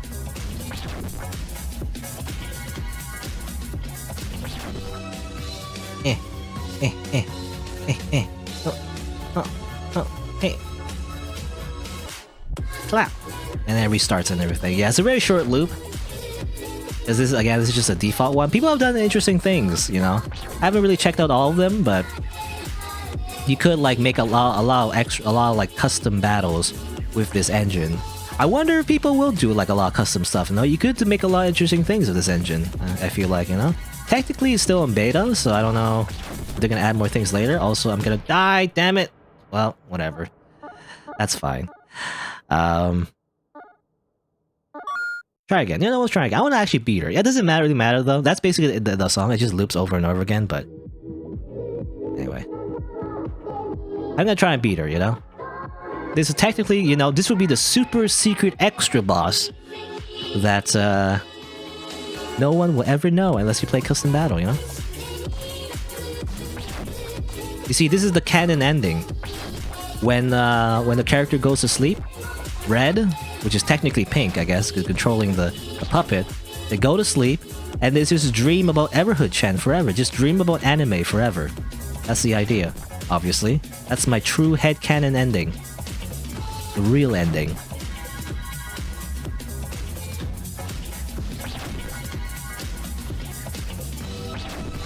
Jump. Jump. Oh, hey. Clap.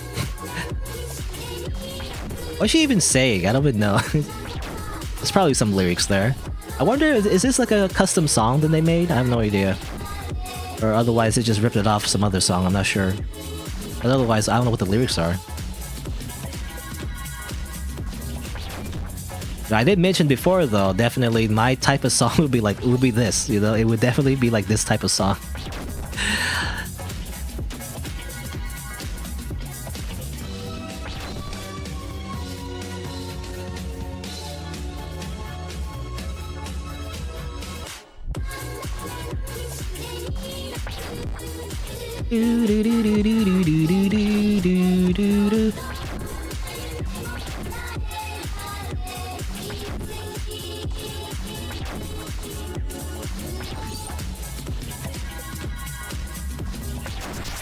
There you go. I defeated the anime. Anime has been defeated.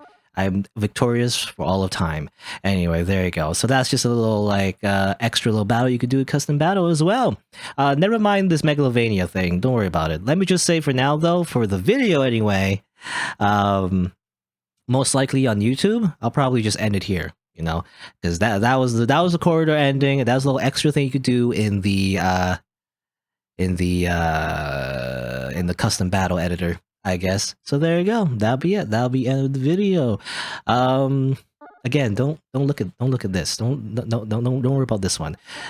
Uh, I don't want to like, because I'm thinking like the video. I guess we'll see. Anyway, I might we'll try this out later. But anyway, but for the video though on YouTube anyway, I'll just say thanks for watching. You know, I don't know if anyone who although watching through the entire video, probably not. But I'll just say again, just thanks for watching. And you know, I already said my piece about everything at the end of the playthrough for everything else. So you know, that's basically just it. You know, that was just all just a meme. I'm now the best speedrunner ever. So until next time, see you then.